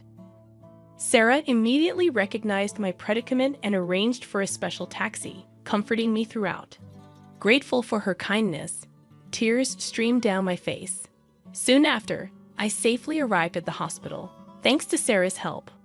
On the way, she held my hand and cheered me up, staying by my side until I was taken to my room. While being transferred, I made a silent vow. I will make him pay for this. Even as labor pains grew, Sarah kept holding my hand. Furthermore, she contacted my parents, who soon arrived at the hospital and looked deeply concerned. Sarah whispered to them, "There's something I want to discuss." The three then left the room. As the labor pains intensified, my smartphone vibrated from a corner of the room. "Who is it?" I asked, and my parents responded with David's name. They looked displeased, but I took the call anyway. As soon as I answered, I heard a panicky David, "Help me." However, I was in no state or mood to converse with him and promptly ended the call. Despite my parents turning off my phone, David continued to send messages. As labor intensified, I was finally moved to the delivery room. After enduring the pain for some time, I finally heard my baby's cries. Exhausted, I saw my parents and Sarah standing before me with warm smiles. Relieved, I closed my eyes and rested. When I woke up after a few hours of sleep, I found myself lying in the hospital bed. Rubbing my eyes, I noticed my parents sitting next to me, their faces filled with concern. "Are you okay?" My mother asked gently, still feeling the weight of exhaustion. I couldn't muster the energy to sit up, while my father looked teary-eyed. My mother consoled him, saying, "The postpartum period can be exhausting." Witnessing this heartwarming scene, a smile formed on my face. "How's the baby?" I inquired. My parents informed me that the baby was undergoing some tests but would be back in the room soon. However, I noticed Sarah wasn't present. Responding to my unspoken question, my mother remarked, "Sarah left a little while ago." Thinking about how things might have turned out had Sarah not been there, a feeling of gratitude settled over me. I made a promise with my parents that after being discharged, I would visit Sarah to express my gratitude. Turning on my smartphone to inform my friends about the birth, I was met with an overwhelming number of missed calls, mostly from David. The sheer number left me momentarily stunned, but I felt no hope or expectation from his calls. So I closed the notifications without hesitation. One of my friends visited the hospital room to congratulate me on the birth. As she rejoiced and extended her genuine wishes, I opened up about the recent incidents with David. After hearing the story, she expressed both shock and anger, half-jokingly saying she'd like to punish him a bit. But she also emphasized that my health and rest were paramount, chatted with me for a while, and then left. My parents, already briefed by Sarah about the whole episode, asked, "What are you planning to do next?" I shared my thoughts about my relationship with David and told my parents I'm considering divorce. They respected my decision and provided their support. Upon my discharge, I planned to stay at my parents' house, where they had prepared a room for me. Meanwhile, David seemed to have visited the hospital, but as I had informed the hospital staff that I didn't wish to see him, he wasn't allowed in. The next day, Sarah came to my hospital room holding a fruit basket. "Sarah, you came!" I exclaimed with delight. "You seem to be recovering well, but remember not to overexert yourself. Postpartum fatigue can be quite profound," she advised. Feeling comforted by Sarah's words, I sighed with relief, taking the fruit basket from her. "Sarah, thank you so much for helping me. I don't know what would have happened if you weren't there." I expressed my deep gratitude as I bowed deeply. Sarah gently laughed, saying, "What's most important is that both you and the baby are healthy. I just want a small hand. Regardless, I'm forever grateful. Once things settle down, I'll come over to thank you properly." Sarah laughed warmly in response. "You know, I've talked to my husband about what happened. He seemed quite furious." From her words, I could somewhat deduce David's situation. "Sarah, I'm truly sorry for dragging you into this mess," I admitted. "Don't worry. Remember who you owe for being able to work at your current company. This incident is truly hard to forgive." At that moment, I heard a stern tone in Sarah's voice for the first time. Sarah was actually the wife of the CEO at the company where my husband worked. When we first moved to this residential area, I had no idea about this fact. However, as we frequently encountered each other at the local supermarket, shops, and occasionally at convenience stores, we gradually became closer.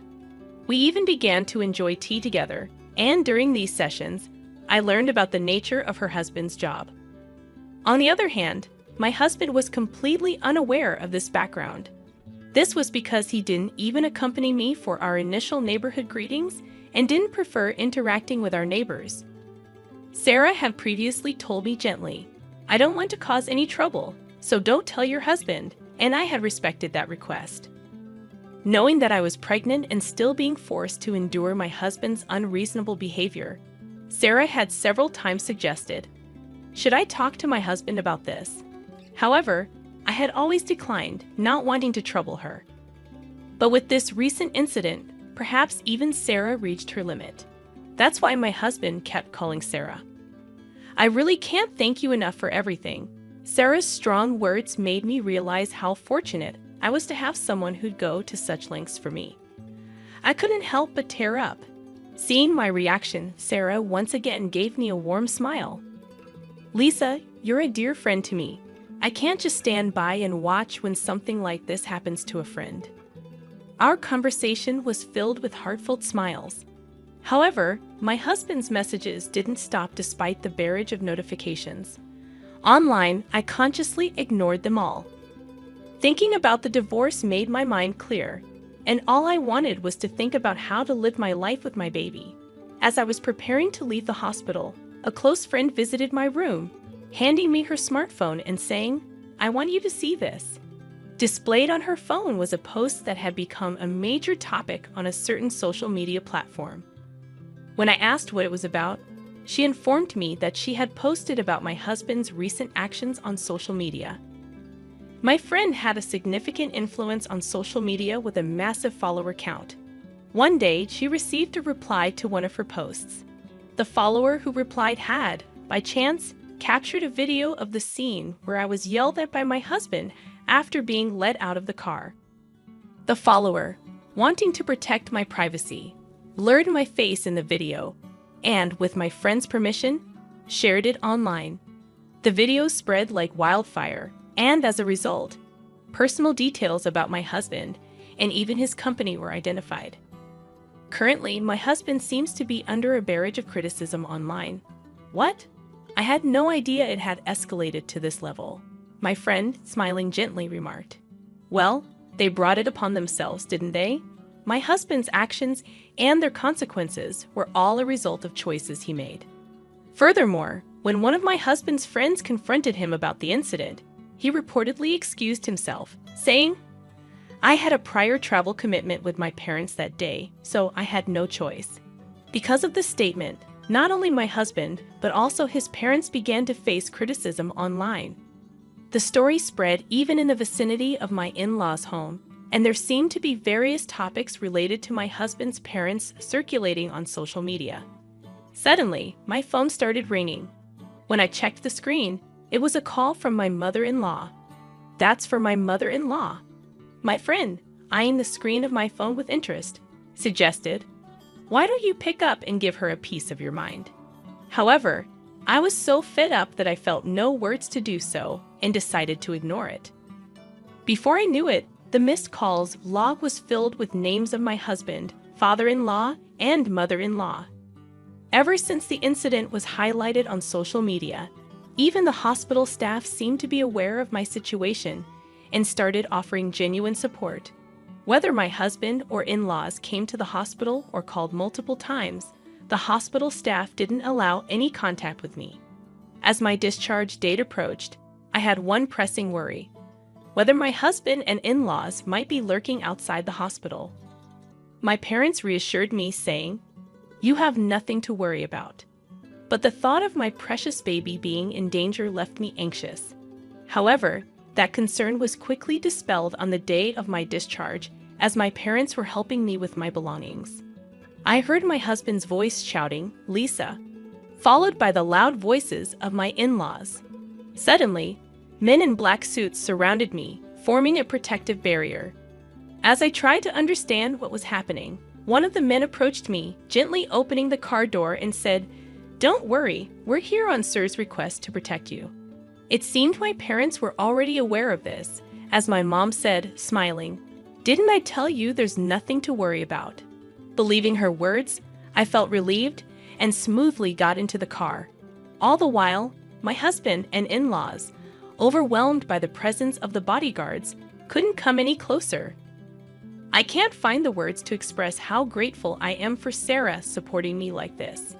The only thing occupying my mind was how to reciprocate Sarah's kindness. My parents felt the same, saying in unison, "We have to find a way to show our gratitude to Sarah." Although my new life began smoothly and pleasant days continued, the contacts from my husband and in-laws never ceased. I mailed them the divorce papers, but there wasn't even a hint of acceptance. One day, my in-laws called our home.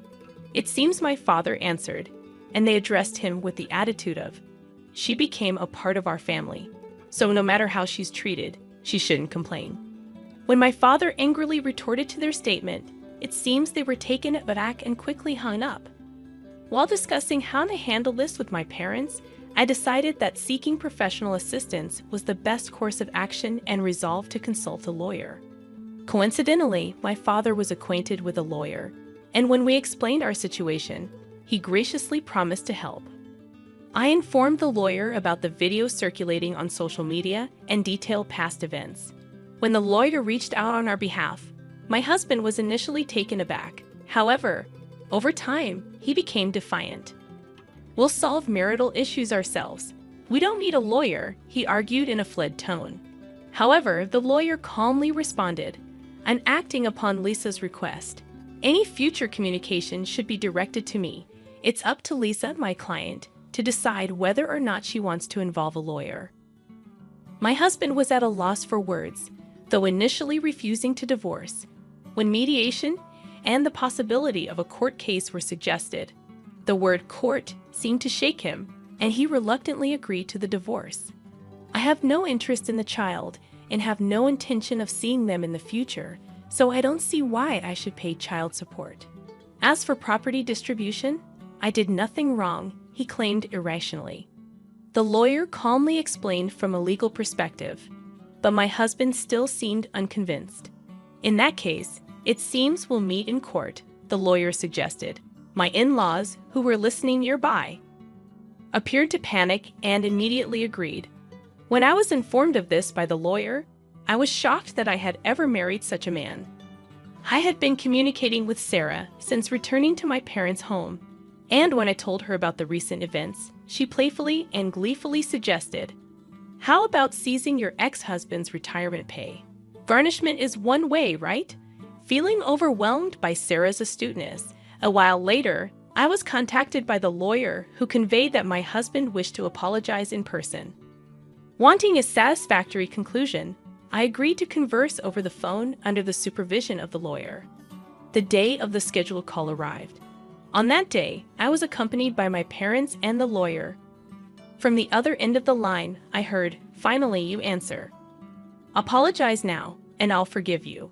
So come back home. Let's be a couple again. The house is a mess. I might lose my job, and everyone's looking at me coldly. All of this is your fault, so take responsibility." He continued to bombard me with accusations. Without being overwhelmed, I calmly chose how to react. When he said, "See, you can't even reply properly, truly a woman with no redeeming qualities," I finally responded, "Just so you know, this conversation is being recorded. I'll keep it as evidence. Goodbye." Hearing this, my husband's voice revealed his shock. "Wait, you recorded it? That's not fair, right?" I was joking. "I'm sorry. I can't live without you. Let's start over. We truly loved each other, right? I promise I'll try harder from now on." After hearing those words, I immediately hung up the phone. With the recorded data in hand, I handed it to the lawyer and asked, "Can you utilize this audio as evidence?" Shaking his head in disbelief, the lawyer remarked, "He truly is an incorrigible man." My parents, feeling the same as me, had firmly decided to sever ties with him. Seeing his behavior filled them more with astonishment and disappointment than anger. At some point, I realized I was slightly enjoying this drama, clinging to the little devilish side of me that emerged. The divorce procedures with my husband concluded smoothly. Both the property distribution and child support agreements went forward without a hitch, and the turmoil began to subside. Due to the information Sarah shared with her husband, the president of my ex-husband's company, he was promptly disciplined. The president, known for his family-oriented values, believed that an employee who couldn't protect his family couldn't be trusted by the company. David lost his job, couldn't make housing loan payments, and returned to his parents' home. His reputation was tarnished by the viral video, and he struggled to find stable employment, barely making ends meet with short-term part-time jobs. Rumors spread about his parents too, and according to reports from Sir's friends in the neighborhood, they seemed to live in perpetual unease. The cold societal judgment they faced, which exceeded my expectations, made me think that, surprisingly, this ostracization might be harder for them than any legal repercussions. With most matters settled and my health recovering, my parents, my baby, and I visited Sarah's home to express our gratitude. Both Sarah and her husband seemed genuinely happy and doted on my baby, making us feel warm and welcomed. After that, Sarah and my mother became close friends. Similarly, Sarah's husband and my father got along very well, and our families grew close. Furthermore, Sarah and her husband's son was around my age, and to everyone's surprise, our relationship began to develop in an unexpected direction. A few years later, the idea that I might actually become a part of Sir family was something no one could have ever predicted. Life truly is full of surprises.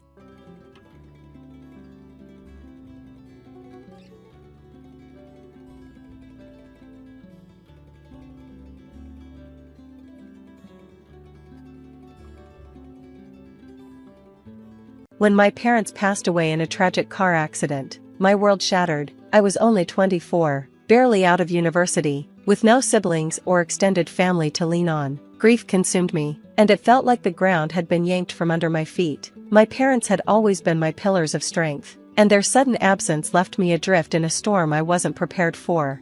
Amid the darkness, I clung to the one bright spot in my life, my husband, Ravi. We had only been married for a year, and his warmth had been a source of comfort during my parents' illness. When they passed, he promised to stand by me, to be my family when I felt I had none. I believed him. But promises, I would soon learn, were just empty words. Shortly after my parents' funeral, cracks began to show in our marriage. At first, they were subtle, Ravi working late, coming home distant and irritable. He assured me it was just stress from work, but my gut told me something was wrong. Then, his family began visiting our home more frequently, bringing with them a wave of judgment and criticism. you're too slow with housework," his mother said one afternoon as she inspected the kitchen like a drill sergeant. "And look at these dishes, still wet. You were spoiled in your parents' house, weren't you?" Ravi said nothing. He sat silently in the living room as his mother's sharp words cut into me. I tried to dismiss it as cultural differences at first. After all, Ravi's family had traditional values, and I assumed they were just adjusting to having a modern daughter-in-law. But as the weeks turned into months, their visits turned into stays, and their criticisms turned into demands. Then came the bombshell. One evening, Ravi came home late as usual, his face clouded with an expression I couldn't quite read. "We need to talk," he said, avoiding my gaze. My heart sank. "What is it?" He hesitated for a moment before blurting out, "I think we should take a break. I need some space to figure things out." It felt like a knife to the chest. "A break?" I asked, my voice trembling. "We're married, Ravi. What does that even mean?" He didn't answer. Instead, he packed a bag and left that night, leaving me alone in the house. The next morning, his family arrived with their suitcases. "We're moving in," his mother announced as if she owned the place. "Ravi told us everything. We'll help you adjust while he sorts himself out." Adjust? What was I adjusting to? My husband abandoning me? But I didn't argue. I was too emotionally drained, too lost in my grief and confusion to fight back. It didn't take long for their true intentions to surface. Ravi's mother and father treated me like their personal maid. I cooked, cleaned, and catered to their every whim while they criticized everything I did. "You call this tea?" His father scoffed one morning, shoving the cup away. "Even a child could do better." At first, I tried to appease them, thinking they might soften if I showed kindness, but their demands only grew. Soon, I was waking up at dawn to prepare their breakfast, spending the day cleaning, and staying up late to iron their clothes. I felt like a shadow of my former self, a servant in my own home, with no one to turn to. My friends drifted away as I withdrew into isolation, too ashamed to tell them what was happening. And Ravi? He stopped answering my calls altogether. One day, while I was scrubbing the kitchen floor, Ravi's mother loomed over me with a smirk. "You should be grateful we're here," she said. "Without us, you'd have nothing." Her words echoed in my mind long after she walked away. Nothing? Was that what my life had become? Still, I held on to a sliver of hope that Ravi would return and things would go back to the way they were. But deep down, I knew the truth. The man I had married was gone, and the family I had married into saw me as nothing more than a burden. The days blurred into weeks, and the weight of their cruelty began to suffocate me. But as I lay awake at night, staring at the ceiling, I made a silent promise to myself: I wouldn't let them break me. Little did I know, the turning point in my life was just around the corner. As the weeks stretched into months, I fell into a routine that left me both physically and emotionally drained. My days revolved around fulfilling endless demands, each one more demeaning than the last. It wasn't just the housework. My in-laws seemed to find pleasure in reminding me of my place in the family. "You're lucky Ravi married you," his mother would sneer as I set the table for dinner. "What do you even bring to this family? You're useless without him." I wanted to fight back, to shout that I wasn't useless, but I was too worn down. They had taken everything from me: my confidence, my home, my sense of self. One evening, as I was folding laundry in the corner of the living room, my father-in-law walked in, speaking on the phone. His voice was unusually enthusiastic. "Of course, we'd be honored to have you for dinner, sir," he said, bowing his head slightly as if the person on the other end could see him. "It's the least we can do to show our gratitude for everything you've done for the company." When he hung up, he turned to me with a sharp glare. Dinner needs to be perfect tomorrow night. My boss is coming over, and if you embarrass me, you'll regret it." I nodded silently, suppressing the urge to snap back. The next day was a whirlwind of preparations. I was up before dawn, scrubbing every corner of the house, shopping for the finest ingredients, and cooking a feast fit for royalty. My hands ached, my back screamed in protest. But I didn't stop, not because I cared about impressing my father-in-law's boss, but because I needed to prove to myself that I was capable of more than they believed.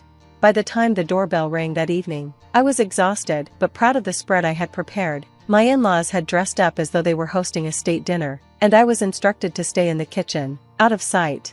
"Just bring the food out when we call for it," my mother-in-law hissed, shooing me away. I stood in the kitchen, my heart pounding as I heard the door open. My father-in-law's booming voice filled the air as he greeted his boss, a man he clearly revered. "Welcome, sir, please, come in. It's an honor to have you here." Curiosity got the better of me, and I peeked through the doorway. The man standing in the foyer was tall, with a commanding presence that made the room seem smaller. His suit was impeccable, and his expression was one of quiet confidence, but as his eyes scanned the room, they landed on me, and froze. For a moment, I thought I had imagined it, but then he spoke, his voice tinged with disbelief. "Sana, is that you?" My breath caught in my throat. How did he know my name? Before I could respond, my father-in-law stepped in, laughing nervously. "Oh, don't mind her, sir, she's just the help." The man's eyes narrowed, and he turned to face my father-in-law with an intensity that made the room fall silent. "The help?" he repeated, his tone icy. "Do you have any idea who she is?" I felt the blood drain from my face. Who I was? What was he talking about?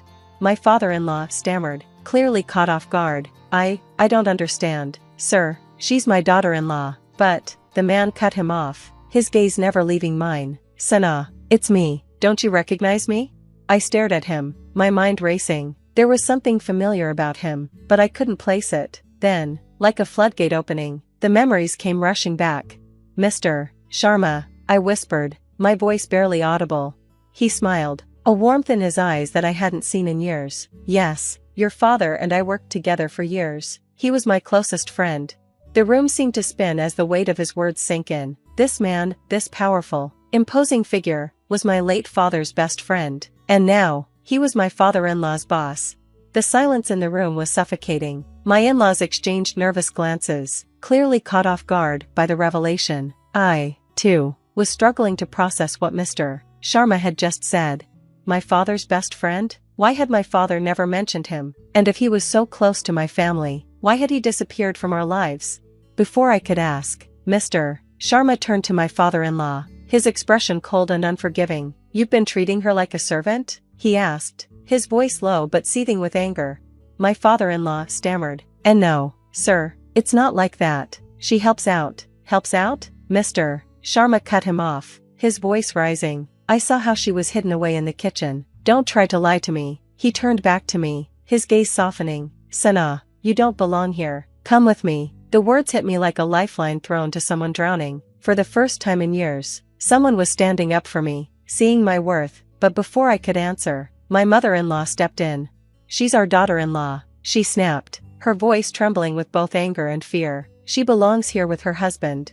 Mr. Sharma raised an eyebrow. "And where is her husband? Why isn't he here, supporting her?" The question cut through the room like a knife. Ravi wasn't here, he was never here. My in-laws had no answer, and their silence was damning. Finally, I found my voice. I appreciate your concern, Mr. Sharma," I said, trying to steady my shaking hands, "but I can't just leave." He frowned, clearly not satisfied with my answer. "You don't have to live like this, Sana. Your father would never have wanted this for you." His words brought tears to my eyes. My father, the man who had always believed in me, who had given me the strength to dream big. What would he think if he saw me now? But the chains of obligation were too strong. I couldn't just walk away, not yet. "Thank you," I whispered, "but I need time." Mr. Sharma didn't argue further, but the fire in his eyes told me he wasn't going to let this go. He stayed for dinner, though the atmosphere was tense. My in-laws fawned over him, desperately trying to win back his favor, but he remained distant, his attention mostly focused on me. As he was leaving, he handed me a business card. "If you ever need anything at all, call me," he said firmly. I nodded, tucking the card into my pocket.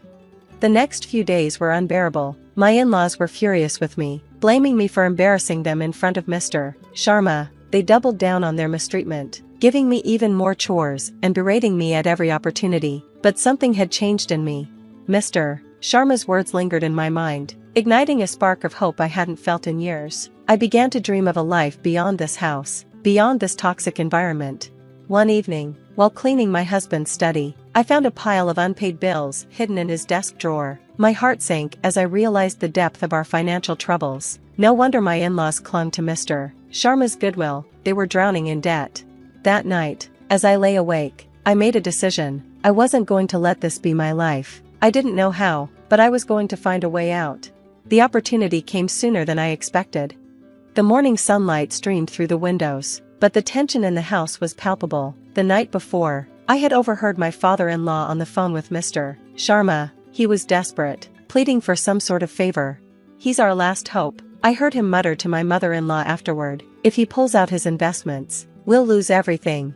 They were right to worry. Ravi had racked up enormous debts, much of it from failed business ventures he'd kept hidden. And now, Mr. Sharma, perhaps the only person who could save them, was squarely on my side. That realization gave me strength. I wasn't just some helpless woman trapped in their web of control. I had a voice, and for the first time in years, I was ready to use it. The next day, Mr. Sharma called me directly. "I've thought about what you said, Sana," he began. "I won't pressure you to leave your in-laws, but I want you to come work for me. You're brilliant and capable. Don't let them convince you otherwise." His words filled me with a sense of purpose I hadn't felt in years, but the idea of working outside the house terrified me. My in-laws had always discouraged me, telling me I wasn't smart enough or educated enough. "I don't know," I murmured. "You don't have to decide now," he said gently, "but remember, this is your life. You deserve to live it on your own terms." That evening, I finally confronted my in-laws. I walked into the living room, clutching the business card Mr. Sharma had given me. My hands were shaking, but my voice was firm. "I've decided to take Mr. Sharma's offer," I announced. My mother-in-law's face turned red with fury. "You will do no such thing," she spat. "What will people say if our daughter-in-law goes to work like some common woman?" I met her gaze, unflinching. What people think doesn't matter to me anymore. My father-in-law tried a different tactic, his tone manipulative. "Sana, think about the family. If you leave, how will we manage? We're on the verge of losing everything. Maybe you should have thought about that before treating me like a servant," I shot back, my voice rising. Their protests continued, but I didn't back down. For the first time in years, I felt a surge of confidence. I wasn't going to let their fear and control dictate my life any longer. The next morning, I packed my things. My in-laws hurled insults as I walked out the door, but I didn't care. For the first time since my parents' death, I felt free. Mr. Sharma met me outside his office building. He had arranged everything, a place for me to stay, a job that suited my skills, and even a plan to help me reclaim the confidence I had lost. "You're going to do great things, Sana," he said, smiling warmly. In the weeks that followed, my life transformed. I threw myself into my work, discovering talents I never knew I had. Mr. Sharma became not just a mentor, but a father figure, reminding me of the love and support my own father had once given me. As for my in-laws, their world began to crumble. Without my unpaid labor, their household fell into chaos, and when Ravi returned, expecting to pick up where he left off, he found a very different woman waiting for him. "You're too late," I told him, my voice steady. "I'm not the same person you left behind." His pleas fell on deaf ears. For once, I wasn't looking back. 6 months later, I stood on the balcony of my new apartment, gazing at the city lights. Life wasn't perfect, but it was mine. For the first time in years, I felt hopeful about the future. Mr. Sharma's voice echoed in my mind. "This is your life. You deserve to live it on your own terms." And that's exactly what I intended to do.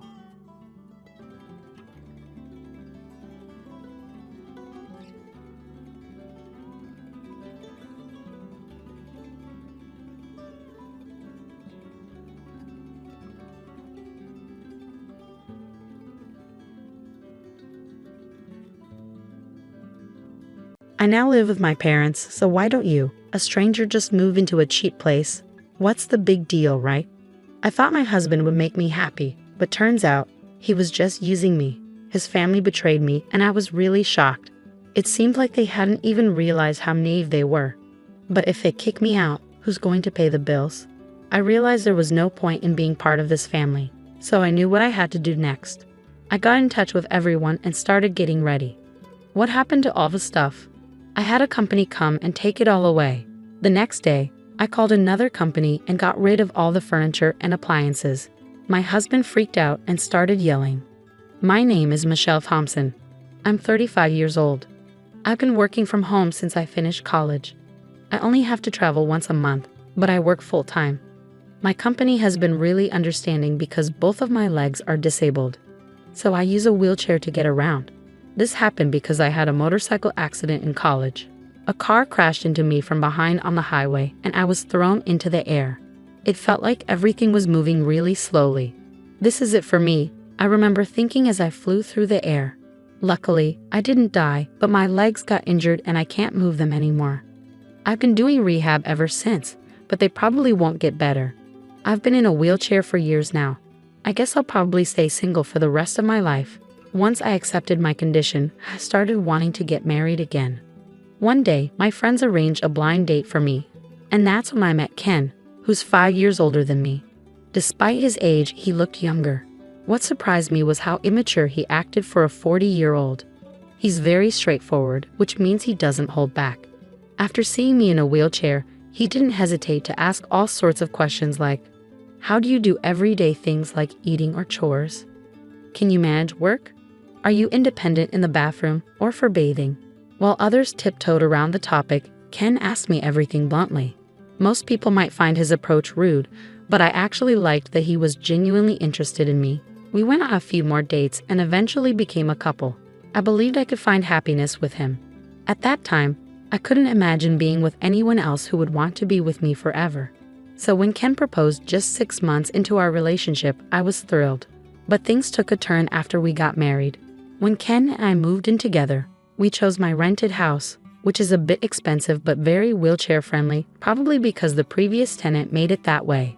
Ken liked the spaciousness. Since I spent most of my time at home, I ended up doing most of the housework. Sometimes when I was tired, I'd ask him for help, but he'd just say he was too tired and wouldn't lift a finger, not even to help me bathe. Seriously, I'm not doing that, Ken said when I asked him for help. I technically can manage on my own, but it takes a lot longer. When I lived alone, I had a caregiver come twice a week to assist me in the bath. I was used to managing the other 5 days on my own, but I always wished Ken would help. It would be so much quicker. Every time I spent a long time getting into the bath, I stopped asking for the caregiver's help because Ken said it was a waste of money. As I was bathing, I started feeling tired in my arms. The bathroom was originally designed to be accessible, which was one of the reasons we chose the place. But when Ken took a bath first, he wouldn't tidy up afterward. He'd leave the bath bucket out and shampoo bottles on the floor, which made things even more difficult for me. Hey, could you please think about making it a little easier for me when I bathe alone? Just let me have a bath without overthinking it, I asked him. But no matter what I said, Ken wouldn't listen. This house is designed for you to live comfortably. I moved in for you and you still complain, Ken argued. You wanted to move to Ken. When did I ever say that?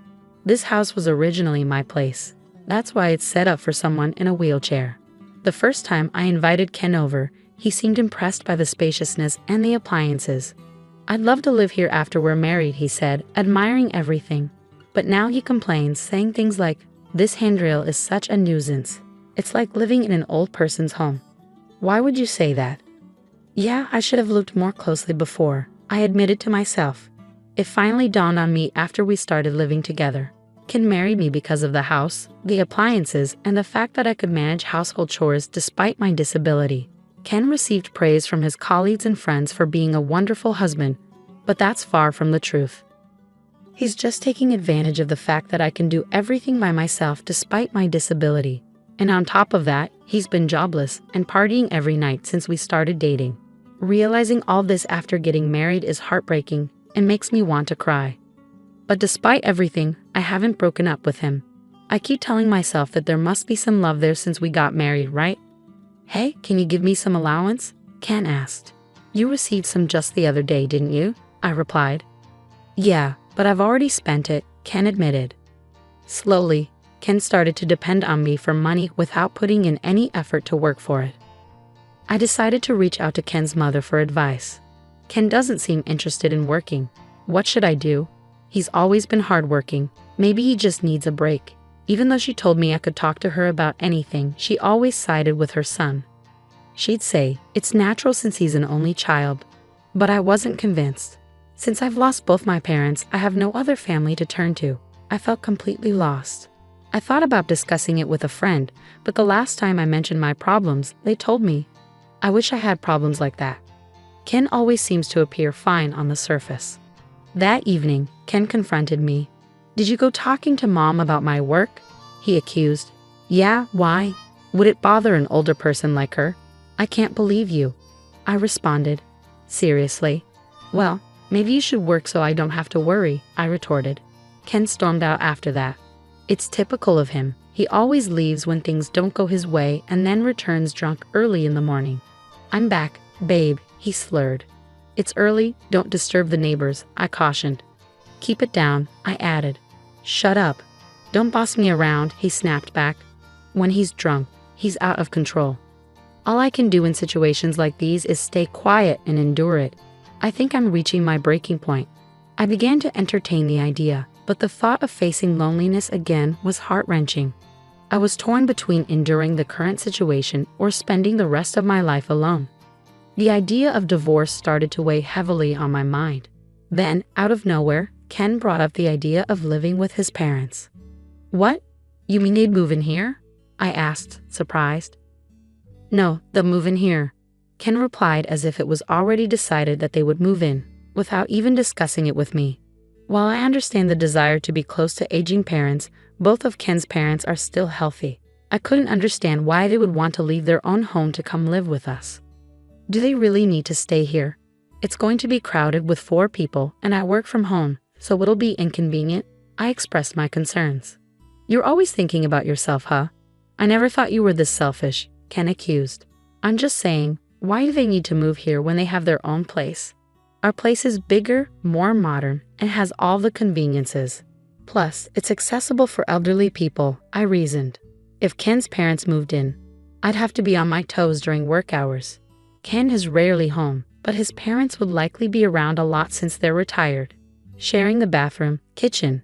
I already move slower than most people, and I could easily imagine the strain of such a living situation. Can I have some time to think? I asked. You better hurry up. We don't have much time, Ken replied curtly. Despite Ken's insistence that there wasn't much time, he wasted no time in bringing his parents over by the weekend. It seemed like they had already discussed this move extensively. You know, I've been thinking, maybe you should consider moving to a facility, Ken suggested. What? I couldn't believe what I was hearing. A facility for me? I was taken aback. Yeah, it's a good idea, right? You have your own limitations, right? In a facility, they take care of everything, Ken explained. It seemed like he wasn't just considering his parents moving in, but also the idea of sending me away. I'd visit you from time to time, he added casually. That statement jolted me awake. If not now, then when? Ken, what do you think I am to you, huh? You're my husband, right? Would you really tell your beloved wife to go to a facility? I confronted him. Hold on. When did I say I love you, Michelle? Ken's response made my anger boil. It was becoming increasingly clear that Ken was using me. Hadn't I known it all along? Wasn't it my fault for letting things get to this point? I felt like I needed to draw a line. Then, to my disbelief, Ken uttered even more shocking words. In this house, I'm going to live with my parents. You, an outsider, can go live in some cheap facility, he declared. What'd you just say? I looked to his parents, hoping for some support, but they just had unsettling grins on their faces. Why are you laughing? I demanded. What's the big deal, huh? Ken's parents responded with indifference. It seemed like things had been escalating too quickly lately. I couldn't shake the feeling that maybe they had their eyes on my home even before we got married. I knew I had to act fast and get these people out. Please leave, I said firmly. What? Leave now, I reiterated when they hesitated. How can you talk to my parents like that? Ken snapped, his anger boiling over. It was like I was seeing the real Ken for the first time. He was yelling at me with such fury. If he cared so much for his parents, why didn't he work hard and build them a house? Why did he have to take mine? My head felt like it was on fire. It's okay, Ken. Michelle must have been shocked since we came unexpectedly. His mother intervened. We just came to check the place today, his father added. Yeah, we need to check before moving in. Looks like there are more appliances than last time. Seems comfy to live in. It became clear they were here to stake a claim on my home. I took a deep breath, trying to calm myself as I filled my lungs with oxygen. Then, a sudden question popped into my mind. If I leave, how are they planning to survive? His parents are on a pension, and Ken's just a part-timer. I'm covering all the rent and living expenses. Who's going to pay the $2,800 a month? Do his parents think Ken's earning the living expenses? I voiced my concerns, but they were ignored as his parents cheerfully left. Ken followed them. I'm going to stay at my parents' tonight. Hold on, we need to talk, he said as he left. There's nothing to talk about. "I, the man of the house, have decided. I won't change my mind," he declared before leaving me alone in shock. But I couldn't just stay like that. I immediately called a real estate agent I knew. Ken didn't return that night, probably celebrating with his parents. I quickly sorted out essential and non-essential belongings. When Ken returned the next day, he saw the organized stuff and laughed. "Oh, started packing. Found a place to move to already?" Ken asked, surprised by my swift action. "Yes, I have," I replied, handing him a card. "And here's the card of a divorce lawyer. Here you go, Ken.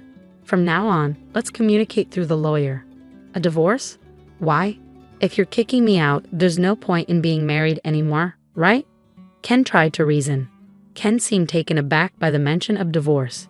"You can't live without me, right?" he added, almost as a question. "I don't understand what you mean. Who else would marry you?" Ken responded, his arrogance showing. "I can live on my own, but you said you wanted to get married," I reminded him. It was only then that I realized how arrogant and overconfident Ken was. He approached me thinking I was a lonely, disabled single woman. I'm independent, have money, and never struggle with my living. Plus, I stay home all the time, so I handle all the chores for him. I'm the ideal woman.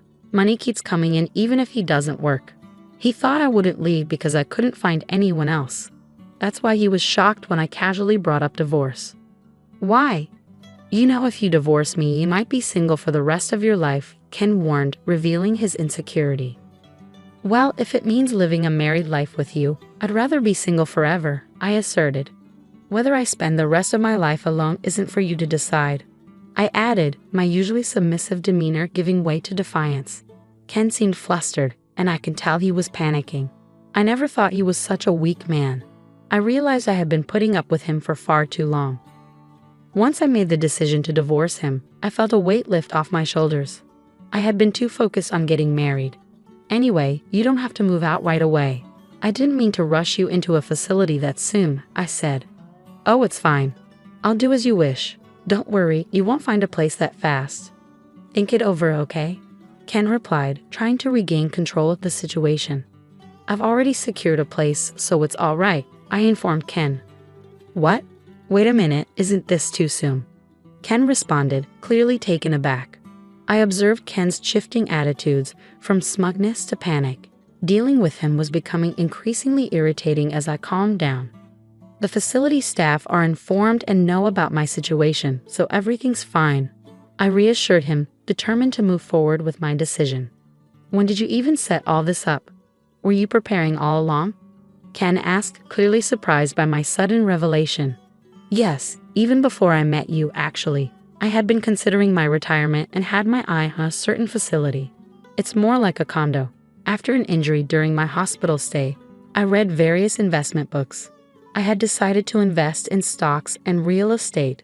I had diversified investments between my salary and my parents' inheritance. The facility I had my eye on, I had already purchased and had been renting it out for income. I never mentioned this to Ken. It's my hidden asset," I explained. "We don't need to get a divorce. I get it. You can stay here. Let's live with my parents," Ken suggested. "Do you not get it? Why would I ever do that?"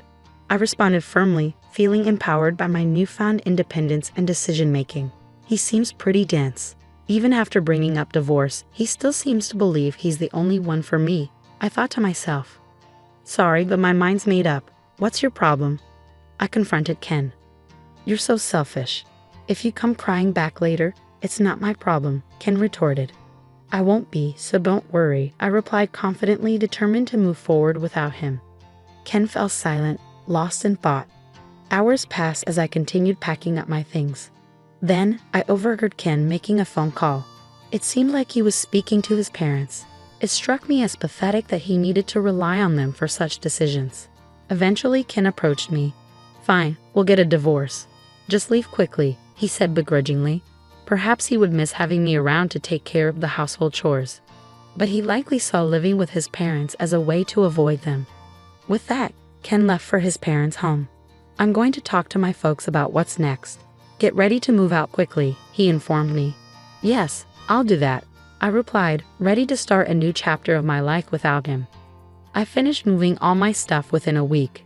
During that time, Ken never showed up. We met again a day after the move was completed.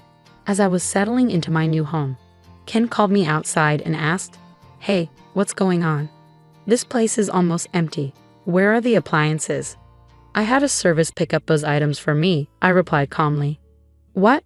"I had called a service the next day and had them collect all the furniture and appliances," Ken exclaimed, clearly agitated. My husband's frustration grew and he began grumbling. Not only Ken but also his parents were there. "All the appliances here were bought by me. They are all from when I was single. The only thing that's yours is right there," he pointed out. There were only 3 cardboard boxes. "I did leave the clear clothing container we bought after marriage," I added. "Michelle, we can't live with this.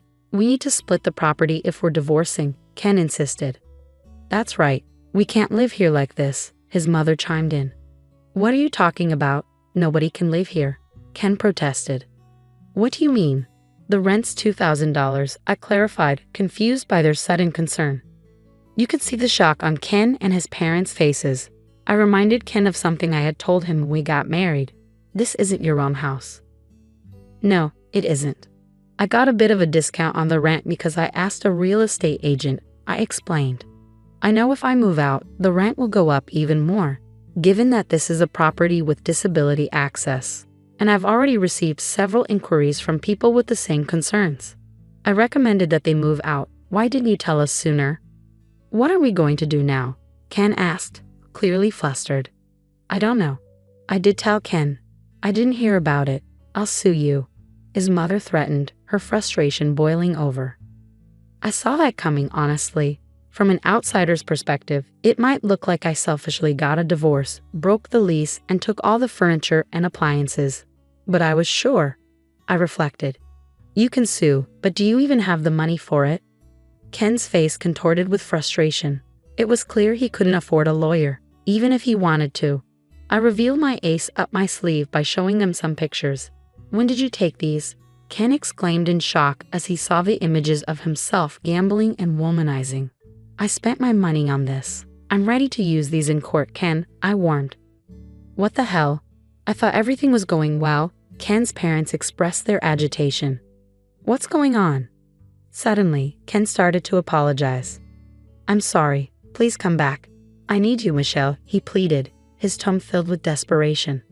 "You're the one who made me leave. We're not married anymore, so what's the point? And do you even care about me? If not, I'll just go." Even Ken's parents started saying sorry beside him. "We don't have a home anymore." This was a shock. "What do you mean?" "Our house got taken away because we couldn't pay for it.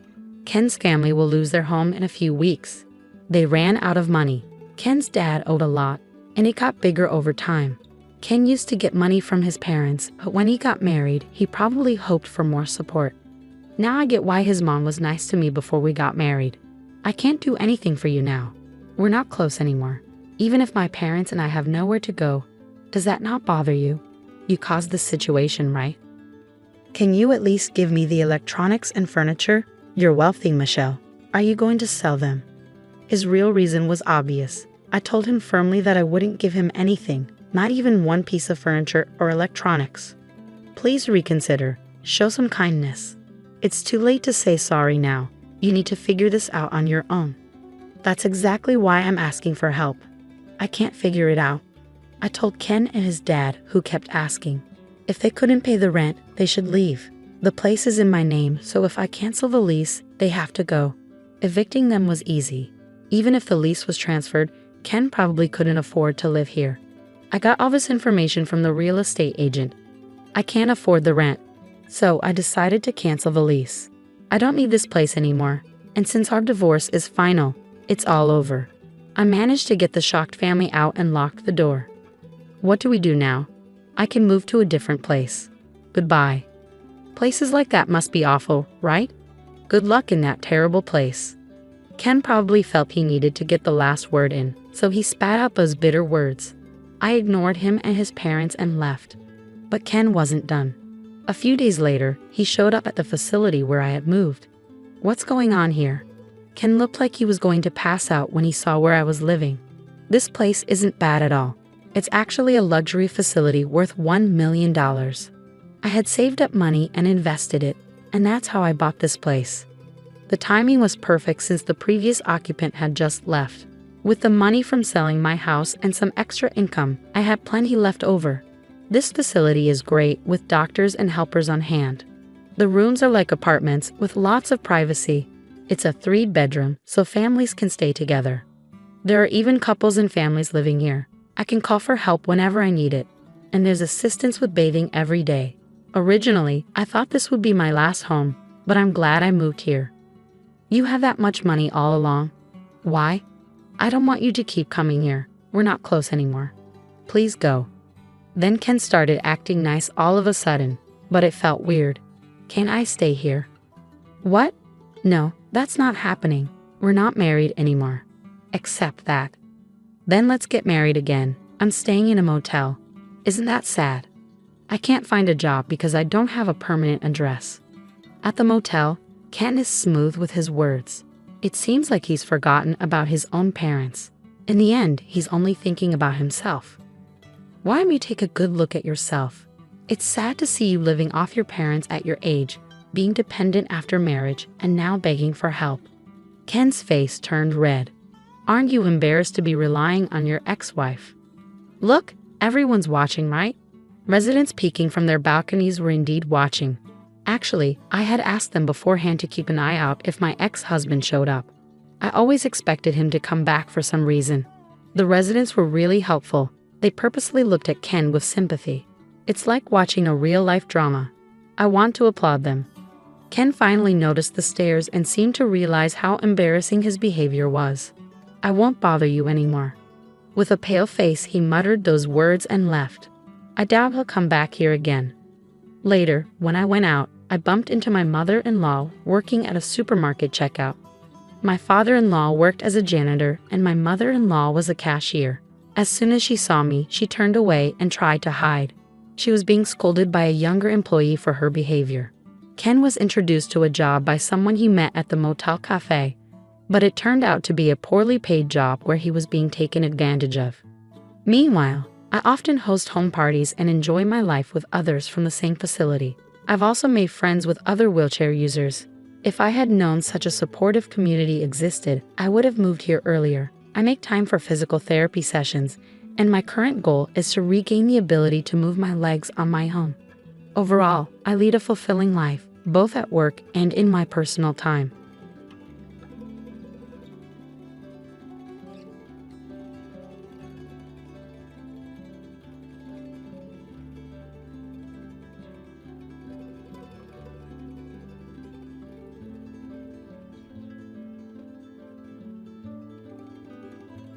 I Go by Emily, aged 35, and for the past decade, I've dedicated myself to homemaking. My spouse, Michael, a doctor, and I have been leading a reasonably content life despite not having children. However, an unexpected event disrupted our 10-year marital journey. One evening, as Michael arrived home late, he dropped a bombshell. "This is the end for us, Emily," he declared abruptly. Bewildered, I questioned him.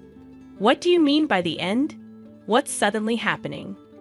"I decided to marry my mistress, so we're getting divorced today," he declared nonchalantly. "Marry your mistress? What are you talking about?" "I've made up my mind. I'm leaving you and marrying her. Besides, we didn't marry for love, so you probably don't care, right?" Michael explained callously. Indeed, ours wasn't a love match. Michael's parents had orchestrated our union, and we barely knew each other before tying the knot hastily. The only commonality we shared was our original last name, a coincidence that seemed like fate during the rush of surrounding weddings. As we navigated through our wedding and marriage, I never fathomed that we would part ways after a decade. Despite lacking the foundation of a love marriage, we had lived together for 10 years. Now Michael wanted to marry someone else. It wasn't a love marriage, but we've lived together for 10 years, and now you suddenly want to marry your mistress. When did you start betraying me? I confronted him, grappling with the revelation. It's not betrayal. I met her about a year ago. She's a nurse who joined our hospital. She's charming, unlike you, always caring for me. And it's natural that I was drawn to her, Michael explained, justifying his decision. natural. Are you serious? I responded, stunned by his revelation. Yes, I've always been serious. These 10 years living with you have been true hell. I was honestly sick and tired of supporting such a boring woman. But that ends today, he asserted coldly. How can you talk like that? It's the truth. You're a homemaker who produces nothing, while she's an active nurse. Ask any man in the country, they'd all choose her over you. Do you think a high-achieving doctor like me needs someone like you? Michael continued, his words cutting through me. After a brief pause, I mustered the strength to respond, fine, let's divorce. I never thought I'd be married to someone who could say such things so calmly. We can discuss alimony and property division later with a lawyer. I'll sign the divorce papers and send them later. Until then, I'll go back to my parents' house. However, Michael interrupted, revealing a shocking truth. No need for discussions. We don't even need a divorce paper. Perplexed, I questioned him. What do you mean? We can't separate without it. If we don't divorce, you can't remarry. You're so naive, it's pathetic. The truth is, I never submitted our marriage registration. We're not a married couple, just cohabitants. So there's no divorce, no alimony, no property division. You thought you'd get my money in the divorce, but you won't get a penny, Michael disclosed. Shocked by this revelation, I confronted him. Not submitted? Wait, are you joking? We've been living as a married couple for 10 years. It's impossible that you didn't submit it. Normally, yes. That's why I made that rule at the beginning. If you went to the office, everything would be ruined. When we got married, we made some rules. I, as a homemaker, would handle all the household chores. I was on an allowance, and part-time work was prohibited. Michael would handle all governmental and official matters, I recounted. Why would you do such a thing? I questioned. Because I was about to be forced into a marriage with someone I didn't love. It's not like I was going to submit it easily. I was saving marriage for someone I was destined to be with, Michael explained. Why didn't you refuse the marriage proposal in the first place? I demanded. I couldn't refuse. My parents are stubborn and wouldn't listen. I wanted a housekeeper. I'm a busy doctor and can't often tend to household chores. So, I decided to marry you as a housekeeper. It was a good deal for you too, right? You could eat well and have a roof over your head without working. You seemed desperate to get married too. What, you were probably feeling pressured because your friends were getting married, right? Even though we weren't actually married, you were seen as the woman who married a doctor. This 10-year relationship was a win-win for both of us, and it ends today. You should be grateful for the good times you had. Now you have to live on your own without relying on others, Michael declared, concluding our tumultuous chapter. I can't believe this. Oh, and one more thing. Don't tell my parents about this. If you do anything unnecessary, you know what will happen to your father, right? My father, who runs a medical equipment sales company, has a contract with the hospital where he works. It was through my marriage to him that this connection was made. If I told my in-laws, he's implying that he'd sever the contract as a threat. In other words, he's warning me not to take any action. It's your fault for being deceived. How pitiful to be thrown out with nothing, he said, laughing. But the one who would be thrown out without knowing anything was actually him. I couldn't help but burst into laughter. What's so funny all of a sudden? I can't believe you became a doctor with that kind of knowledge, he questioned. I knew all along about your mistress and that you didn't submit our marriage registration, I replied calmly. That's impossible, he insisted. That's why I've been preparing, waiting for the day you'd bring it up yourself. In fact, I had suspected his infidelity for the past 6 months, but I didn't have enough evidence to confront him. So I hired a private investigator to look into his affair. Ma'am, there are 2 things I need to tell you. The first is that your husband is indeed having an affair. We've got evidence of him entering a hotel with a nurse from his workplace. And the second is from their conversations. There's a possibility that you two are not legally married. Possibility of not being legally married? What does that mean? I asked, shocked. I overheard your husband and his mistress at a cafe. He said they didn't need to worry about alimony or property division since they never submitted a marriage registration, the investigator revealed. I can't believe it. We've been living as a married couple for 10 years. I don't know why he didn't submit the marriage registration. That's why he never let me handle any official procedures, I realized. Yeah, that seems to be the case. I can't believe this. How could this happen? I explained. It's rare to hear about not submitting a marriage registration for 10 years, but it's not unheard of. This is too much. Am I just supposed to accept this? If we were never married from the start, there's nothing I can do, I lamented. Not necessarily. What do you mean? The investigator asked. Let's make him pay for deceiving you for 10 years. First, we need to prepare without him noticing, I declared. And so, I began to prepare with the investigator to punish my husband. So what if you knew we were never married from the start? So it doesn't matter what I do with other women. I don't need to take any responsibility, he said, oblivious to the storm that was about to hit him. I pitied myself for not knowing anything. But it seems you were the one truly pitiful. What do you mean? We're considered to be in a common law relationship on paper. So what? You might not know, but you can actually claim alimony and divide property in a common law relationship. What he didn't know was that registering as a de facto marriage would backfire on him. You can make claims in a common law relationship. It's not well known, but yes, you can. Of course, there are some conditions, but looking at your case, it seems you meet them. What are these conditions? A common law relationship is established based on 2 criteria. First, both parties must have the intention to marry. If it's just living together, that's cohabitation. Mutual intent to marry is key. For instance, if you had a wedding ceremony or were recognized as a couple by others, it can be acknowledged. We've had a wedding ceremony, and our parents and friends know us as a couple. Then the first criterion is met. The second is living as if married. This includes sharing household life for over 3 years. You've been living together as a couple for over 10 years, and as a homemaker, you obviously shared the household finances. This is recognized as a marital relationship. So that means if you can provide proof of what we discussed, you can claim alimony and divide property. I'm not an expert in this area, so I'll introduce you to a lawyer. You can work with them to bring him down. After consulting with the lawyer, I was told that I could indeed claim alimony and property division from my husband.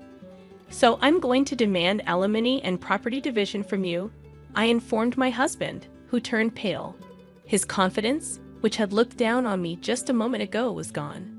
But even if you can claim alimony and property division, you're just an unemployed woman. Do you plan to rely on your parents after being kicked out? He scoffed. Didn't I say I was preparing? I've already found a job starting next month. I've also got my eye on a new place. Don't worry about me, I responded confidently. What he thought, that a clueless homemaker would be helpless, had backfired. I'll make sure to discuss this with your parents, just so you know.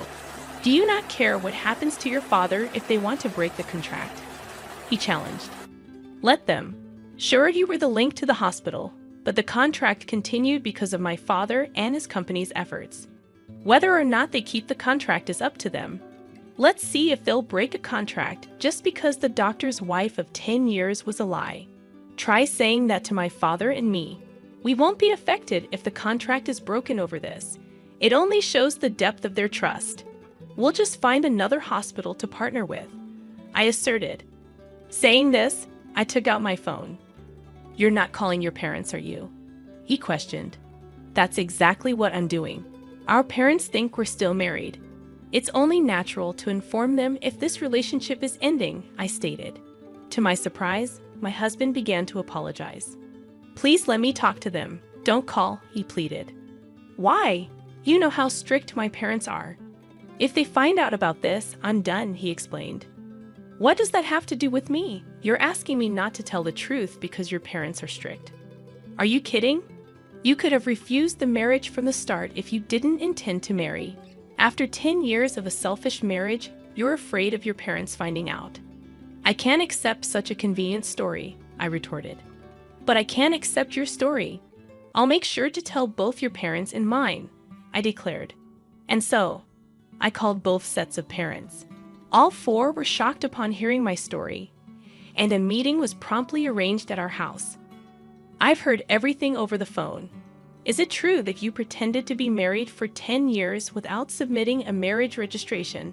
Speak up, you foolish son, my father scolded. It's true. I didn't submit it. Why would you do such a thing? Didn't you think about how Emily would feel? My mother added. I had no choice. No choice, you say? How can you even say that? It's actually your fault, Dad and Mom. I didn't want to get married, yet you started looking for a bride on your own, saying it was time, he explained. I got married because you arranged meetings and tried to force a marriage on me. You're the one who agreed to the marriage, aren't you? I had to agree. If I had refused, you would have made a fuss about it, so I decided to get married. If you were resolved to marry, why didn't you submit the marriage registration? I read about a man on the internet who was in the same situation. He didn't want to marry but had to because of his parents. He lived a married life without submitting the registration, then revealed the truth when he found someone he truly loved. That's appalling. And what happened to that guy in the end, he asked. He's now married to the person he loves and has a real marriage. So I too will marry my girlfriend and have a real marriage. Then my parents, who had been silent until now, spoke up after hearing his reasoning. A real marriage, huh? Sure, you might not have had a love marriage, but do you remember what you said at the wedding? We will never forget to care for each other and build a home full of smiles. What did those words mean to you? What were we shown? We sent our daughter to you hoping for her happiness, but you deceived her for 10 years without submitting a marriage registration. Did you build a home full of smiles? Now you're leaving her for another woman. Can someone who acts without a shred of care, even if they change partners, truly have a real marriage? Well, he began, but my father-in-law interrupted. I was happy you married our daughter, not just because you were a doctor. I thought she could build a happy home with someone as sincere as you. But it seems we were mistaken and deceived. And you threatened our daughter. If she told us about this, you'd cut off the contract with our company. Seriously. If you're going to threaten our daughter, we'll cut off the contract ourselves. Be warned, we will tell the truth when asked. Why? If you do that, there will be rumors at the hospital. Well, yes, but that's the result of your own actions. You were the one who threatened us with cutting off the contract. My husband was in complete panic at this unexpected turn of events. Please wait. This is getting out of hand. Let's just talk, he pleaded. At that moment, my father-in-law grabbed him by the collar, furious. Don't mess with us. We didn't raise you to be such a scoundrel.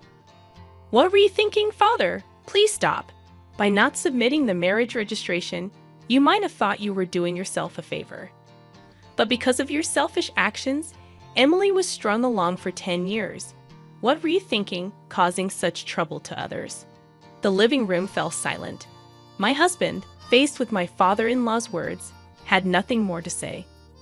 Emily and your parents, I'm truly sorry for the trouble caused by this idiot, my father-in-law said. No, you parents shouldn't apologize. It's not your fault. However, it's partly our responsibility as parents for letting him act this way. For now, we'll take him home and make sure he doesn't continue his reckless behavior. We'll deal with the aftermath properly. We're very sorry for all this. And with that, my husband was taken away by his parents back to his childhood home. You've been through a lot. For now, you should come back home and rest. We'll think about what to do next later. You don't need to worry about anything right now, my parents said, thinking I was completely exhausted and deceived. They spoke to me with such kindness. Thank you, but I won't go back home yet. I still have things I need to do. I declined their offer and stayed in my own home. What I had to do was prepare for the final settlement with my now ex-husband. Gathering evidence for our common law relationship, I was getting ready to claim alimony and divide our assets. A few weeks later, A meeting with a lawyer was arranged. However, even if I agree with alimony, why should I divide my property? She's been a homemaker for 10 years, never working a day. All the furniture, clothes, food. I paid for everything. Now you're telling me to hand over the money I worked hard for, the furniture I bought. He ranted, unable to accept that his money would be shared with me. Yes, that's correct. The money you earned and the furniture are subject to property division, the lawyer explained. Why does it have to be like that? He protested. Who did the housework? While you were working, who cooked meals with the groceries you bought? That's irrelevant now. No, it's very relevant. A homemaker is entitled to property division because housework and child care have economic value. Speaking as a human, not just a lawyer, do you think housework is something anyone can do, that it's just expected of a homemaker? The reason you could live freely is because of her support. Don't get that wrong. And this situation is a result of your actions, yet you have the audacity to be selfish, the lawyer continued. What'd you say? Never mind. Anyway, she's entitled to half of the assets for property division. That's how it is. Dan, regarding alimony, we intend to claim $100,000 from you. $100,000? Why so much for a relationship that wasn't even a marriage? It's precisely because you weren't married. Normally, alimony claims in common law relationships range from $10,000 to $40,000. However, in your case, you pretended to be married for 10 years and selfishly tried to kick her out when you found someone else. The amount is determined by the severity and duration of your actions. But still, you may think 10 years is just a short time, but it's longer than you realize. During that time, she devoted herself to you, believing you were a married couple. You have no right to complain after betraying her. A perfect rebuttal left him speechless, and he reluctantly agreed to my demands. Then I also sent a notice of claim for alimony to his mistress. I knew who and where she was, thanks to the investigator, as she was a nurse working at the same hospital. The mistress, having heard from him that there was no possibility of alimony or property division, must have been utterly shocked by the contents of the claim. Wait a minute, this isn't what you told me. What do you want? She confronted him at the hospital with the notice I had sent. I told you not to talk to me at the hospital. I got this from your wife. You said there wouldn't be any alimony because we weren't married. What's this all about? I later learned that, in a panic after being served with the alimony claim from me, she confronted him at the hospital with the notice I had sent. Okay. Let's talk about this later, not here. There are too many people around. We'll both be in trouble if this turns into a rumor. I don't care about that. I can't pay this kind of alimony. You said it was okay, so you should pay. Pay it for me. I won't pay a penny. You were the one who wanted this relationship. You said I was the only one for you, that you wanted to marry me. Hey, quiet down. Everyone can hear us. Just so you know, I'm not in the wrong here. If you want to make amends with your wife, do it yourself. Tell her I don't owe her a penny, that you'll take care of everything. This exchange led to the revelation of their affair to the entire hospital. It quickly became the talk of the place, and then the final blow was my father's request to the hospital. I apologize, but we would like to terminate our contract at the end of next month.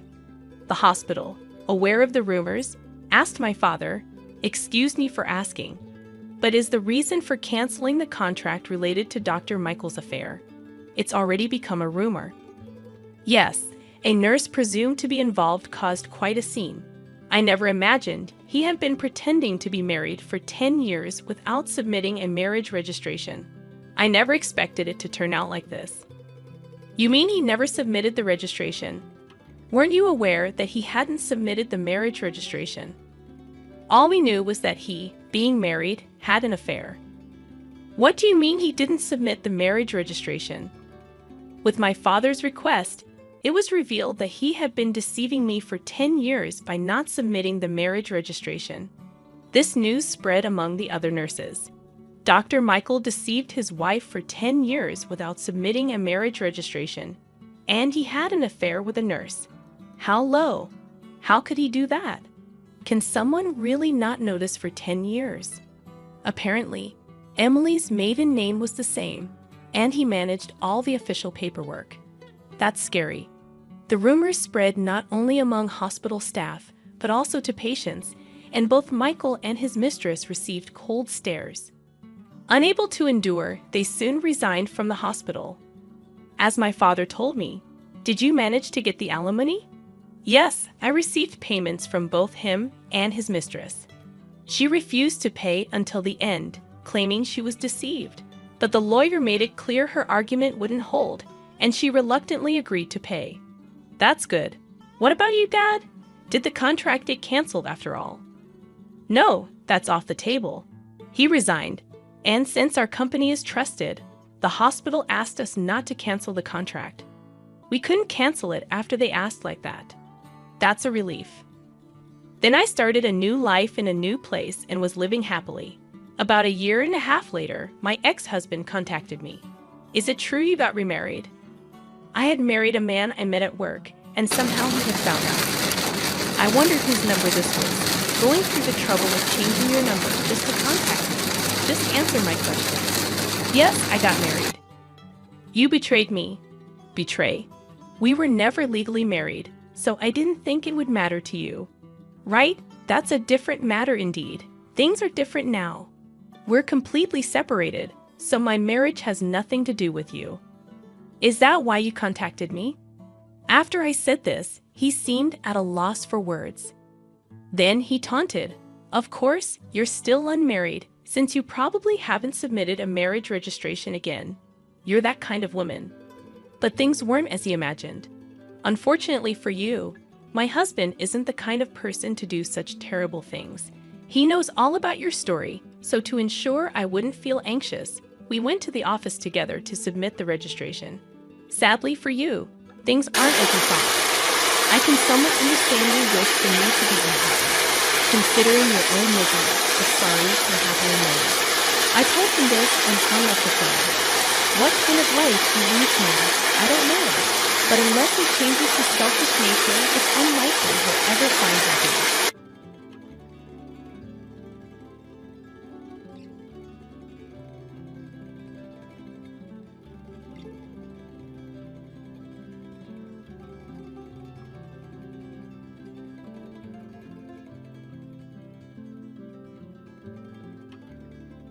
Clara exhaled heavily as she folded the last piece of laundry in their cramped apartment.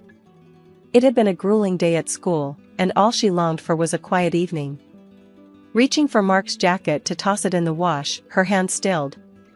A crumpled envelope peeked out of the pocket. Curiosity tugged at her, and she pulled it free, smoothing out the creases. Her heart sank. Eviction notice. The bold red letters at the top hit her like a punch to the chest. The letter spelled out that they were 3 months behind on rent. Clara's mind raced. How could this have happened? She had trusted Mark to handle the bills while she managed their household. "Mark," she called, her voice trembling, not with anger, but fear. Mark appeared in the doorway, his easy smile fading as soon as he saw the paper in her hands. "What's this?" Clara demanded, her voice unsteady. Mark hesitated, rubbing the back of his neck, a telltale sign of his nervousness. "I can explain," he began, but Clara cut him off. "Explain what?" "That we're about to lose our home? That you've been hiding this from me for months?" Mark stepped forward, reaching for the notice. "Clara, listen, it's not what you think. I had to help Sophia. She needed money for the kids' school fees, and then the car broke down." Clara's eyes widened in disbelief. "You gave our rent money to your sister?" "She's been struggling since her husband passed," Mark said defensively. "I couldn't just let her go under." Clara's anger surged. "So instead, you decided to let us go under?" She waved the notice in his face. "Did you think I wouldn't find out? Or were you planning to wait until we were out on the street?" Mark tried to take her hands, but she pulled away. "I was going to fix it," he said, his voice quieter now. "I've been working extra hours. I thought I could catch up before it got this far." "Fix it?" Clara repeated, her voice rising. "With what money, Mark?" Our savings are gone, aren't they? Mark's silence was all the confirmation she needed. Clara turned away, her thoughts spiraling. Their home, their life, it all felt like a lie. And for what? So Sophia could keep up appearances? Her phone buzzed, snapping her out of her thoughts. It was a text from Sophia herself. Can't wait for family dinner tomorrow. Love you both. The irony stung, and Clara let out a bitter laugh. Sophia, who was supposedly struggling, had time to plan dinners while they faced eviction. I can fix this, Mark said again, his voice pleading now. I just need more time. Clara stared at him, the man she'd married 5 years ago, now a stranger. You made your choice, Mark, she said coldly. And it wasn't me. Mark froze in the doorway as Clara turned back to the laundry. She didn't know how they would get through this, but one thing was certain, the trust between them had shattered. The next morning, Clara woke early. Sleep had been elusive, her mind replaying the events of the night before. The eviction notice sat on the kitchen counter, glaring at her like a bad omen. She sipped her coffee, staring at it, her thoughts a tangled mess. How had they gotten to this point? Had she been blind to Mark's actions, too trusting to see the warning signs? Mark was still asleep, or pretending to be. Clara didn't care. She needed space. Grabbing her bag, she left the apartment, letting the door slam behind her. Her destination was clear, Tina. Tina's office was in the heart of downtown Portland.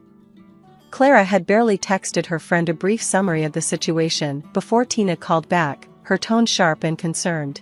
Get here. Now. When Clara arrived, Tina was waiting outside, leaning against the building with 2 steaming cups of coffee in hand.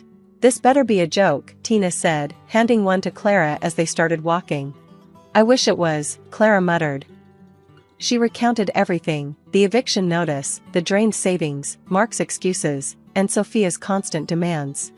Tina listened silently, her expression darkening with every word. When Clara finished, Tina stopped walking and turned to face her. You're telling me Mark gave away your savings without telling you? While you're working yourself to the bone to keep things afloat? Yes, Clara whispered. Saying it out loud only made the betrayal cut deeper. Tina sighed, shaking her head. This isn't just a bad decision, Clara. It's a betrayal. He didn't even give you a chance to weigh in, he just took from you. Clara's throat tightened. I keep asking myself why he didn't trust me enough to tell me. I could have helped figure something out. Because he didn't want to hear no, Tina said bluntly. It's easier to ask for forgiveness than permission, especially when he's trying to please Sophia. The mention of Sophia made Clara's blood boil. She's been living with us for months, Tina. Months? I thought she was trying to get back on her feet, Clara said, her voice tight. But now it feels like she's just using us, and Mark's letting her. Tina gave her a long look. You need to figure out where your line is, Clara. What's the limit before you've had enough? Clara didn't answer. She wasn't sure where her limit was yet, but she knew she was getting close. That evening, Clara returned home to find Sophia sprawled on the couch, scrolling through her phone. The television blared a reality show in the background, and the faint smell of popcorn lingered in the air.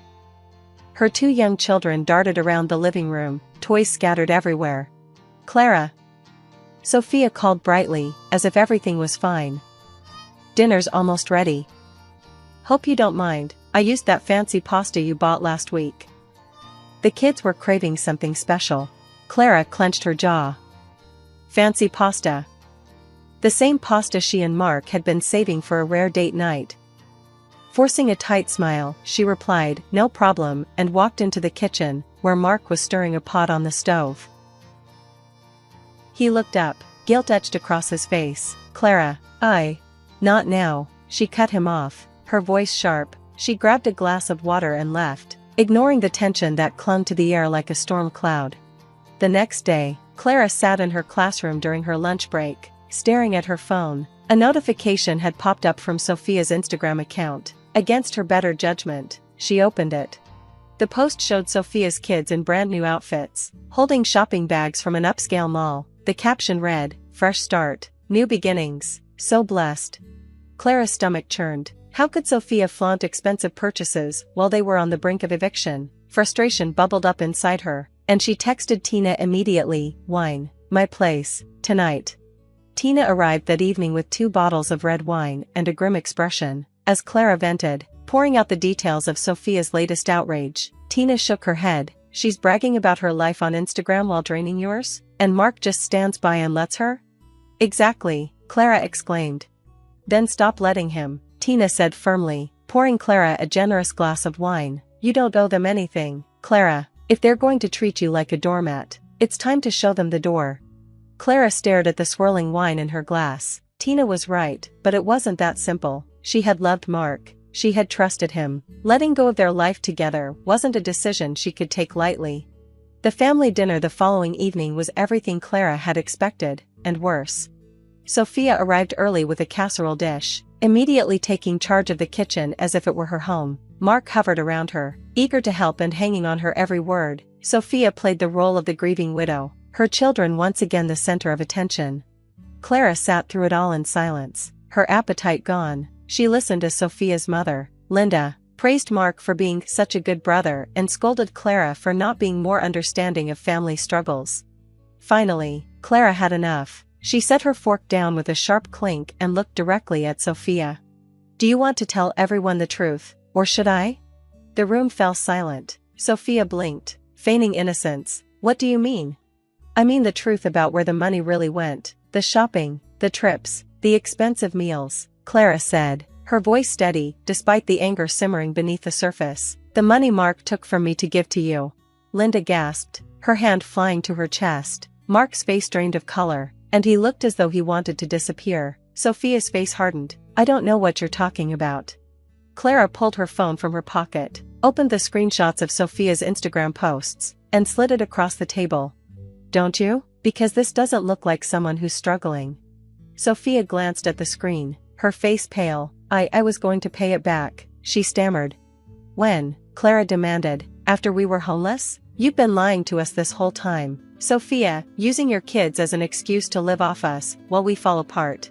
Linda tried to interject, but Clara held up a hand. "No, Linda, you don't get to lecture me about family loyalty when your daughter has been stealing from me." The table was silent. Clara stood, her chair scraping loudly against the floor. "I'm done," she said, her voice firm. "I won't let you drag me down with you." Without waiting for a response, she walked out, leaving them to sit in the mess they had created. Back at the apartment, Clara began packing her things. She didn't know what her next step would be, but one thing was certain: she couldn't stay. As she folded clothes into a suitcase, Mark appeared in the doorway, his voice heavy with emotion. "Clara, please don't do this. We can fix it." She looked at him, the man she had once loved so deeply, now a stranger. "You made your choice, Mark," she said quietly, "and it wasn't me." Mark's shoulders slumped as Clara zipped up her suitcase. The weight of his betrayal hung heavy between them, and Clara knew it was a burden she could no longer carry. Tina placed a steady hand on Clara's shoulder. "You're not walking away, Clara, you're rebuilding. Trust me, this time, you're going to build something so much stronger." The next day, Clara's phone buzzed with a message from Mark. It was brief and to the point. "Can we talk? Just us."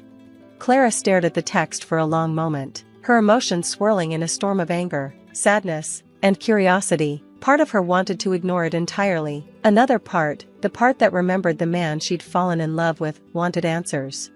After a deep breath, she typed back, "Fine, tomorrow, at the park."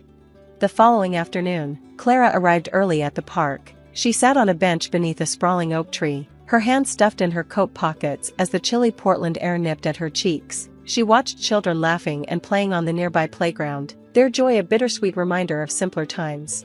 Mark arrived a few minutes later, looking tired and disheveled. His once pristine appearance had given way to wrinkled clothes and a shadow of stubble. "Thanks for meeting me," he said quietly, sitting beside her. Clara didn't respond right away. She kept her gaze on the playground, watching a father push his daughter on a swing. Finally, she turned to Mark, her expression hard. "What do you want?"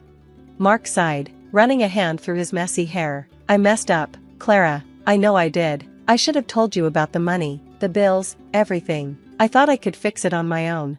"By lying to me?" Clara shot back, her voice sharp. By taking our savings without even asking?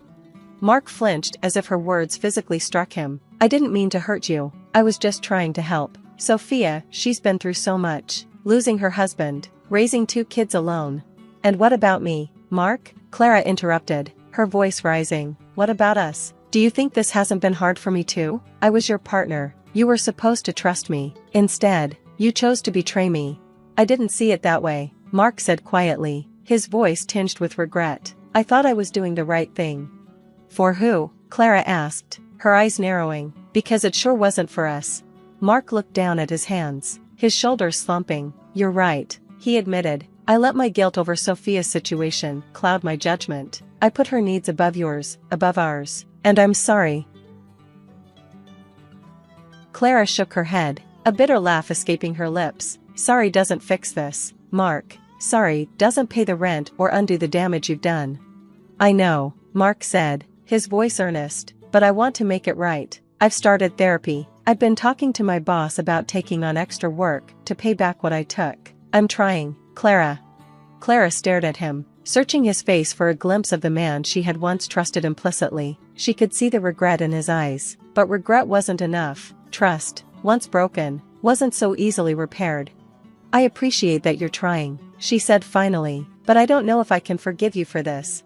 Mark nodded slowly, as if he'd been expecting her response. I understand, but I'm not giving up on us, Clara, not yet. Clara didn't reply. She wasn't sure what to say. Part of her wanted to believe him, to cling to the hope that they could rebuild what had been lost. But another part, the part that had been betrayed, wasn't ready to let go of her anger. Later that evening, Clara returned to the apartment for the first time in days. Mark wasn't home, but Sophia was. She sat on the couch, her children playing quietly on the floor. When Clara walked in, Sophia looked up, her expression a mix of guilt and defiance. Clara, Sophia said hesitantly, standing as if to greet her, can we talk? Clara crossed her arms, leaning against the doorframe. What is there to talk about, Sophia? You've already said enough with your actions. Sophia wrung her hands nervously. I know I've messed up. I know I've taken advantage of you and Mark. And I'm sorry. Are you? Clara asked coldly. Because it didn't seem like you were sorry when you were posting pictures of your shopping trips and new clothes while we were struggling to keep a roof over our heads. Sophia winced, her shoulders slumping. I was trying to keep up appearances. After Tom died, I didn't know how to handle everything, the bills, the kids, the loneliness. It all felt like too much. So I made bad choices. Bad choices that hurt other people, Clara said, her tone unyielding. Do you even realize the position you put us in? I do now, Sophia said, her voice cracking. I've been selfish, and I see that now. I want to make things right, Clara. Clara studied her sister-in-law for a long moment. There was sincerity in Sophia's voice, but Clara wasn't ready to forgive, not yet. Then start by fixing your own life, Clara said firmly. Stop expecting others to carry you while you drag them down, because I'm done. Sophia nodded, tears welling in her eyes. I will, I promise. Clara didn't respond. Instead, she turned and walked to her room, shutting the door behind her. For the first time in months, she felt a flicker of peace, not from reconciliation, but from drawing her boundaries and reclaiming her space. Sophia stood with tears streaming down her face, her voice trembling with sincerity. I will, Clara, I promise I'll make things right. Clara stared at her, unsure whether to believe the words. Sophia had always been good at playing the victim, but this time there was something different in her tone, something genuine. We'll see, Clara said finally, her voice steady. Actions speak louder than words. Sophia, if you really want to make things right, show me. Sophia nodded, wiping her tears. I will, I promise. That night, Clara sat alone in the apartment, her mind racing. The confrontation with Sophia had left her drained but also strangely hopeful. Maybe, just maybe, things could change, but she knew better than to let her guard down. Promises were easy to make, but much harder to keep. As she stared out the window at the city lights, Clara realized one thing with clarity: she needed to prioritize herself. She couldn't keep sacrificing her happiness and stability for others. It was time to take control of her own life. With a renewed sense of determination, she picked up her phone and started making a plan. She didn't know what the future held, but she knew one thing for sure: no one else would dictate her path again. A week later, Clara sat in the corner booth of a small coffee shop in downtown Portland, a familiar spot from her marriage to Mark. This time, however, the visit felt different. She had requested to meet him here, not to rekindle anything, but to find closure for the unresolved. Mark arrived a few minutes late, his shoulders slightly hunched, his expression weary. He spotted Clara and gave her a hesitant wave before approaching the table. "Hey," he said, sitting down across from her. Clara nodded, folding her hands on the table. "Hey." The silence between them was heavy. Clara studied him for a moment. He looked thinner, older, as if the weight of everything had finally caught up with him. It wasn't anger she felt toward him anymore, just a quiet sadness. "I wanted to talk about what happens next," she said finally, her voice calm but firm. "It's time to make decisions." Mark nodded, his eyes dropping to the coffee cup in front of him. "I get it. I've been thinking about it too. I've been staying at a motel for now, but I found a roommate situation that's more permanent." Clara raised her eyebrows. "A roommate?" "Yeah," Mark said softly. "I need to figure out who I am without everything else, without Mom's influence, without Sophia leaning on me. I've started therapy too." "That's a good step," Clara said, surprised by his candor. Mark met her gaze for the first time. "I know I can't undo what I've done, Clara, but I want you to know I'm sorry, for breaking your trust, for not putting you first, for all of it." Clara nodded slowly. "I appreciate that, Mark, but this isn't just about apologies, it's about actions. I need to move forward, and I can't do that if I'm tied to this mess." Mark looked away, his jaw tightening. "Does that mean you're filing for divorce?" Clara exhaled. She had thought long and hard about this. "Yes," she said finally. "It's what's best for both of us. We need to start over separately." Mark nodded, his expression pained but accepting. "I understand. I don't want to hold you back anymore." For the first time in months, Clara felt a small weight lift off her shoulders. The decision, though painful, felt right. A week later, Clara was back at the apartment, boxing up her belongings. Mark had already moved out, leaving her the space to pack in peace. Sophia and her kids had left too, opting to stay with Linda temporarily. The quiet was both eerie and comforting. As she packed, Clara found an envelope tucked into one of the kitchen drawers. It was addressed to her, the handwriting unmistakably Sophia's.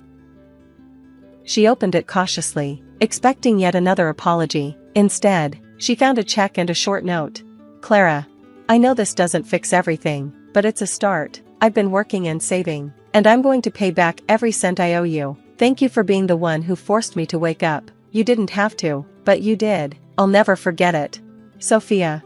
Clara stared at the check, her emotions a mix of surprise and disbelief. It wasn't a large amount, but it was a step, a tangible effort to repair the damage. Months passed. Clara moved into a small one-bedroom apartment across town, closer to her school. The space was modest but cozy, filled with sunlight and the hum of new beginnings. She began focusing on herself for the first time in years, rediscovering hobbies she had once loved, like painting and hiking. Tina remained her constant support, their friendship growing even stronger. One evening, as Clara sat on her balcony, sketching the city skyline, her phone buzzed. It was a text from Tina. "You're going to want to see this. Check Sophia's Instagram." Clara hesitated before opening the app. Sophia had been quiet on social media for months, but her latest post showed her kids at a park, smiling wide as they played. The caption read, "Starting fresh, new job, new outlook, grateful for second chances." Clara stared at the screen, a small smile tugging at her lips. Maybe, just maybe, Sophia was turning things around. A year after everything had fallen apart, Clara found herself back at the same coffee shop, but this time for a different reason. She was meeting Tina to celebrate a milestone, her promotion to department head at her school. As Clara sipped her coffee, she thought about how far she had come. The pain of betrayal had lessened, replaced by a quiet strength. She no longer felt defined by the mistakes of others. Instead, she had rebuilt her life on her terms. "Here's to starting over," Tina said, raising her mug in a toast. Clara clinked her mug against Tina's, a genuine smile on her face. "Here's to growth." Outside the coffee shop, the city buzzed with life. Clara watched as people hurried past, each carrying their own stories of struggle and resilience. For the first time in a long time, she felt at peace, no longer burdened by the weight of betrayal. She was free to embrace the future, a future she had built with her own strength and determination.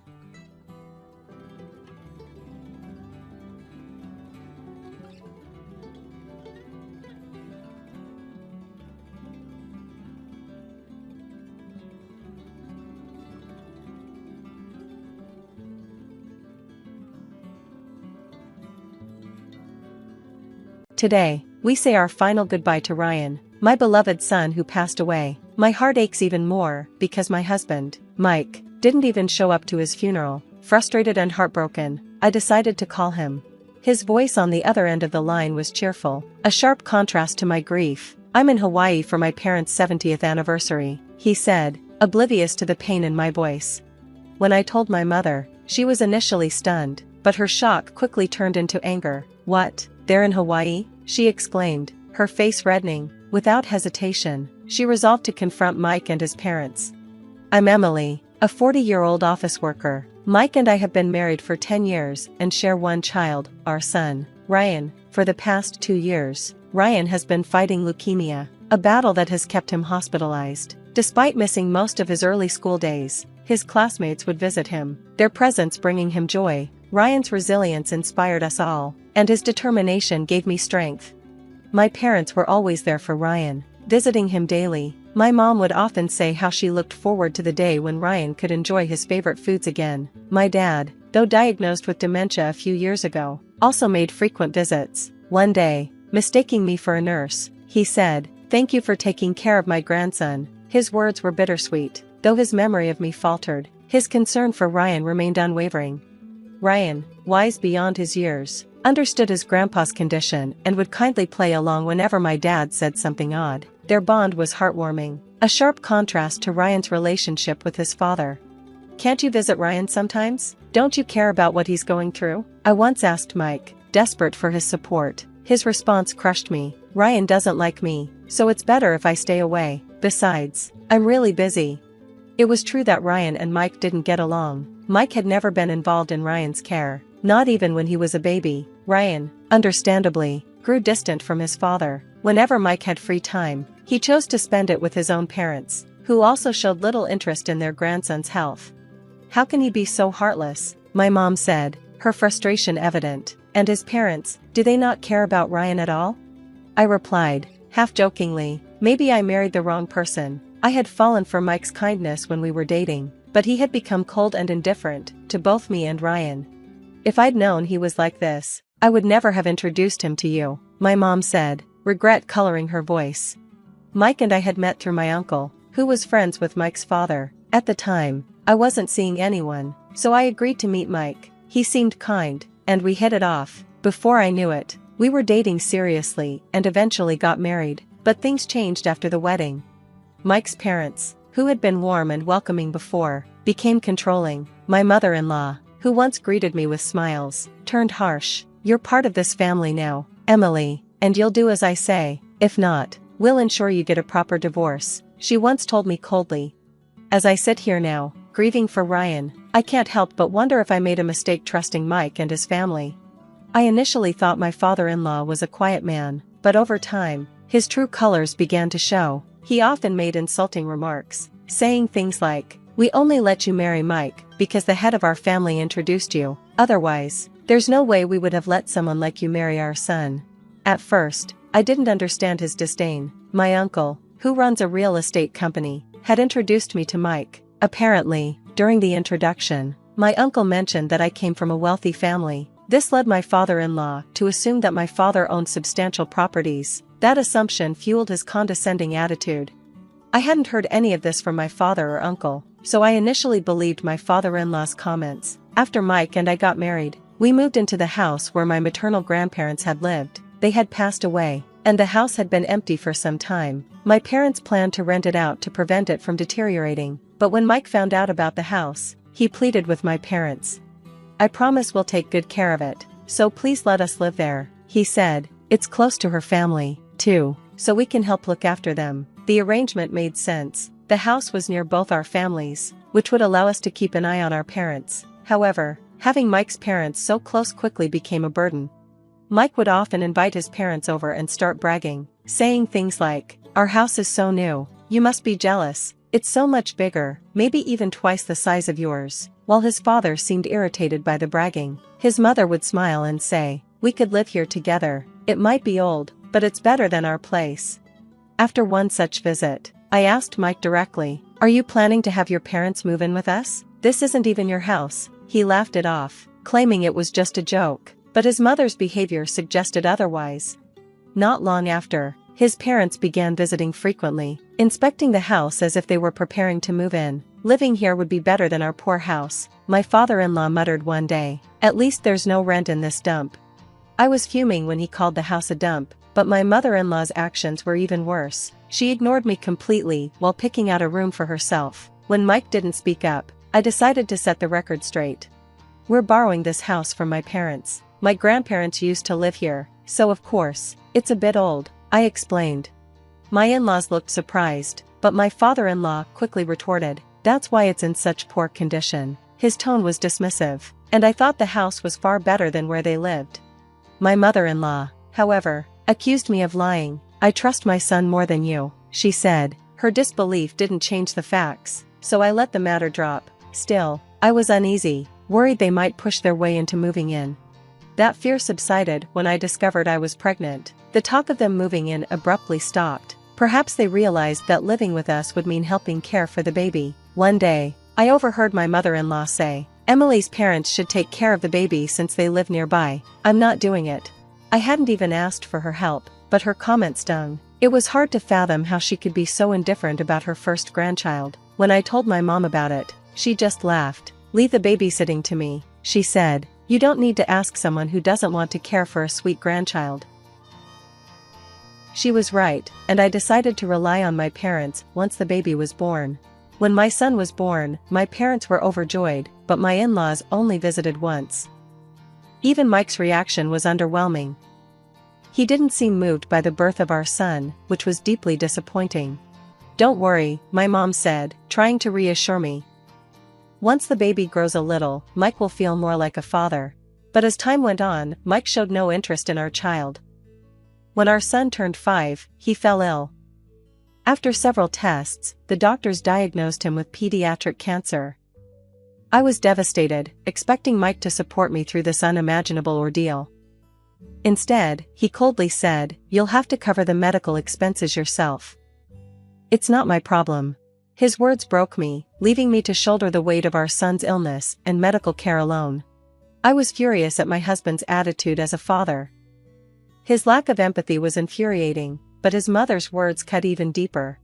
"It's because Emily passed on her genes that Ryan has cancer. None of our relatives have anything like that, so it must be her fault," she sneered. Hearing this, my father immediately stood up for me. "Don't you care about Ryan? We'll take care of him ourselves." "You can do whatever you want," he said, his voice firm and protective. My father's support forced my husband and in-laws to leave quietly. Even though I was already overwhelmed by my son's illness, their cruel remarks made everything harder. My mother, however, encouraged me. "Don't be discouraged. Ryan needs you to stay strong. We'll do everything we can to support you," she assured me. Bolstered by her words, I resolved to focus entirely on my son and not rely on my husband any longer. With my parents' help, I juggled work and Ryan's care. They were retired and dedicated themselves to supporting me, something for which I was endlessly grateful. Despite his diagnosis, Ryan's condition initially improved, and he managed to live almost like any other child. However, my husband doubted the seriousness of Ryan's illness. "Is Ryan really sick, or are you just trying to fool me?" he questioned one day, watching Ryan play happily. I ignored his baseless accusations. Arguing with him felt pointless. Over time, my husband spent less and less time at home, retreating to his parents' house. Oddly, his absence made things easier for me, as he brought nothing but complaints. My parents stepped in to fill the gap, taking turns helping me care for Ryan. Meanwhile, my husband seemed increasingly uninterested in our son's life. He only returned to the house more frequently after Ryan was hospitalized 2 years ago. "Leave the housework to me," he'd say casually. Then, with a smirk, he'd add, "By the way, why don't you just give me this house?" I ignored his remarks, but it was clear his concern was less about Ryan and more about the property. His plans to move in with his parents loomed over me like a dark cloud. During this time, my father was diagnosed with dementia, and my mother and I were constantly busy managing his care. My husband and in-laws remained oblivious to my father's condition. Even when my father occasionally visited, they seemed unaware. One day, my husband said offhandedly, "Your parents were here earlier. They were just wandering around. Are they not going to help with Ryan?" His relaxed tone infuriated me, but I let it go, too exhausted to explain. As my father's dementia progressed, my uncle began visiting more often. He and my mother frequently held serious discussions. When I asked about it, my mother only gave vague responses. I was worried, but before I could dwell on it, Ryan's condition worsened. Despite preparing myself for this moment, the reality was overwhelming. With my husband unreliable and my father's health declining, I leaned heavily on my mother for support. When I updated my husband about Ryan's deteriorating condition, his response shocked me. "I'm busy right now. Stop calling me. You handle Ryan's situation," he said, dismissively. His lack of parental responsibility pushed me to the brink. I began seriously considering separating from him. Not long after, Ryan passed away. The grief was unbearable. I couldn't bring myself to handle any of the arrangements, but my mother and uncle stepped in, ensuring I could remain by Ryan's side until the very end. Just before the funeral, my uncle began to panic. "Where are Mike and his parents? They can't skip the funeral, can they?" he said, his voice rising in frustration. Seeing his concern, I called my husband. "Where are you?" "It's time to say goodbye to Ryan," I said, my voice trembling. "I'm at a party celebrating my parents' anniversary." "I told you not to call me right now," he replied cheerfully. Hearing his voice, my mother's face turned red with anger. "He's in Hawaii," she exclaimed. My uncle, visibly furious, sprang into action. While I hadn't expected much from my husband, knowing he chose a vacation over our son's funeral filled me with rage. "You knew Ryan was in critical condition and still went on a trip?" I said, my voice shaking. "I pity Ryan for having a father like you." I hung up, tears streaming down my face, as my mother comforted me. "I will never forgive them. Don't worry, everything will be gone by the time they return from Hawaii," she said cryptically. Though her words confused me, I didn't have the energy to question them. Thanks to my mother and uncle's support, the funeral went smoothly. Afterward, however, I felt lost. My entire life had revolved around Ryan, and now I didn't know how to move forward. "Leave the future to me, Emily. Go back to your parents' house and take it easy," my uncle advised. Taking his advice, I returned home and helped care for my father while taking time off from work. My workplace was understanding and granted me an extended break, which was a relief. Then, one day, my husband called. "Emily, I can't get into the house." "Did you change the locks?" "Changing them without notice is awful," he said, sounding panicked. "I didn't change the locks," I replied calmly. "But I'm planning to end things with you, so don't call me anymore." I hung up, but moments later, he called again, this time more frantic. "My parents' house has been demolished. There's a land for sale sign up." "What's going on?" he shouted. "I don't know what you're talking about," I said, cutting him off. "Check with my uncle." When I checked with my uncle, he seemed pleased and invited me to visit my in-laws' family home to see what was happening. Curious and apprehensive, I went as instructed. When I arrived, I found my husband and his parents standing outside, looking utterly stunned. "What's the meaning of this?" my father-in-law demanded. "Our house is gone. Is this because we didn't take you to Hawaii? Did you demolish the house out of spite?" The accusation left me baffled. I could never do something like that. "I was busy grieving my son and arranging his funeral," I retorted, frustrated by the absurdity of her claim. Just then, my uncle and mother arrived. My mother's expression was cold and resolute. "People who didn't even attend their own grandson's funeral have no right to complain," she said, her voice sharp. "You should reflect on your actions." Mike and his parents fell silent, but the silence didn't last. My father-in-law quickly recovered and began ranting. "You can't just demolish the house and sell the land. I'm the owner of that property," he shouted, brandishing a document. His declaration made me pause. Could he be suffering from dementia as well? He proudly showed us a contract bearing my father's signature, claiming that my father had transferred the property to him, but the document looked suspicious, hastily done, and amateurish. To make matters worse, it stated that the property had been given away for free, an impossibility. "This contract isn't valid," I said, my voice steady, "and for the record, my father suffers from dementia and cannot make sound decisions." Mike and his parents insisted the contract was legitimate, claiming they were unaware of my father's condition. "My father is not the owner of this land," my mother interjected firmly. "The property is registered under my name. You must have coerced him into signing this." Her words shocked me, but they clearly unnerved Mike and his family even more. My uncle stepped forward, producing detailed land records and a lease agreement. "This land and building both belong to Emily's mother. You were renting the property from us," he said, his tone stern. "You stopped paying rent months ago, ignored our attempts to meet, and left us no choice but to terminate the lease and put the property up for sale." Mike's parents stared at the documents in stunned silence. "Were we behind on rent?" my father-in-law asked, turning to my mother-in-law. "I thought it was fine since we're related to Emily's uncle," he muttered. Caught off guard, my mother-in-law confessed, "We were planning to trick your father into giving us the land, so we didn't think paying the rent was necessary." Her admission left me furious. They had schemed to exploit my father's condition from the very beginning. As I tried to process this revelation, Mike pulled out another contract, looking regretful. "Is the house we live in also your property? Does this contract mean nothing too?" he asked, his voice tinged with desperation. The document in his hand, much like the first, bore my father's signature. It was clear Mike had created a fake contract, thinking our home belonged to my father as well. "How ridiculous," my mother said, shaking her head. "You tried to deceive us, without even confirming who owned the land. It's absurd." Mike and his parents stood there, trembling with anger and humiliation. Just then, a young woman appeared from behind a nearby building. "When will you pay me back for the travel expenses I covered? And what about the life insurance payout from your son?" she asked. Her appearance left Mike visibly panicked. My uncle smirked.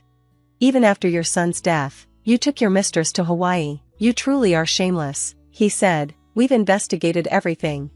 I was stunned but quickly realized that the woman was Mike's mistress. My uncle must have suspected Mike's infidelity and secretly looked into it. Realizing she'd walked into the middle of a volatile situation, the mistress hurriedly fled. "I didn't think you could stoop so low," I said to Mike. "Our son must be appalled from heaven." Unfazed, Mike chased after her, leaving his parents to face the fallout. "How does it feel to have enjoyed yourselves in Hawaii, relying on my son's life insurance money?" I asked coldly. "Unfortunately for you, I'm the beneficiary. You'll have to pay for your extravagant trip on your own."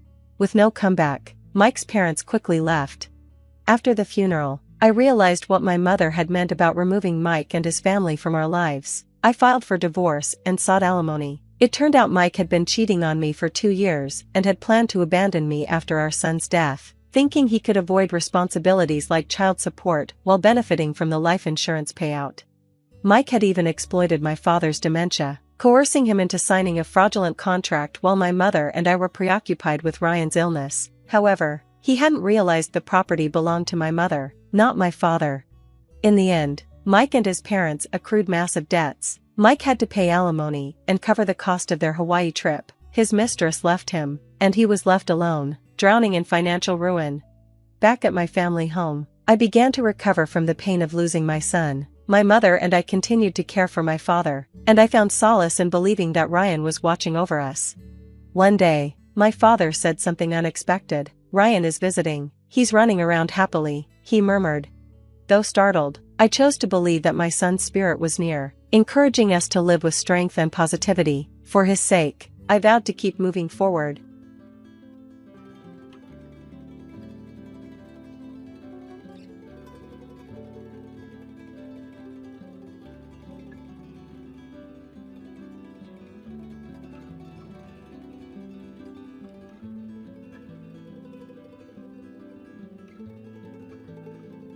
I married Raymond because he was the son of my former boss, and 4 years ago, we tied the knot. Although we haven't started a family yet, our life together has generally been happy. Raymond is dedicated to his work and often travels, which can leave me feeling lonely, but he makes up for it by spending quality time with me when he's home. I first met Raymond through my father, and it wasn't long before he suggested I become a stay-at-home wife. This arrangement gave me the time to pursue my own interests. I took up sewing and knitting, befriended our neighbors, and even started a fitness routine. Every winter, I'd gift Raymond handmade scarves and gloves. At first, my attempts were a bit amateurish, but his appreciative comments over the years encouraged me, and I grew to love crafting even more. I'd often dream of the day when we can sew together as a family. I once shared this thought with Raymond, and he smiled warmly, entertaining the idea of joining me in the future. To outsiders, our life may seem privileged, thanks to Raymond's substantial income. But I never skimped on supporting him, managing the household, and making the most of our time together on his days off. I imagined a quiet, content future with my kind husband and hopefully children.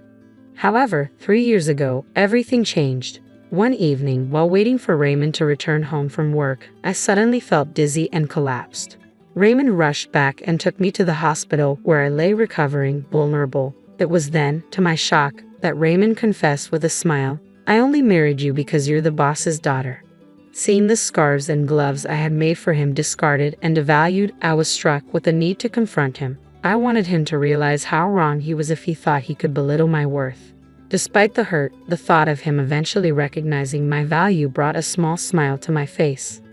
I am Ashley Carroll, and this revelation was a harsh wake-up call about the marriage I had once believed was built on love. When I woke up in the hospital, I overheard snippets of Raymond's conversation with the doctors. It became clear that my condition was serious, likely a lifelong issue, though not immediately life-threatening. Still, the risk of recurrence meant I would need to stay in the hospital for some time. Raymond tried to reassure me during one of his visits, holding my hand gently. "It looks like you'll be here for a while, but don't worry.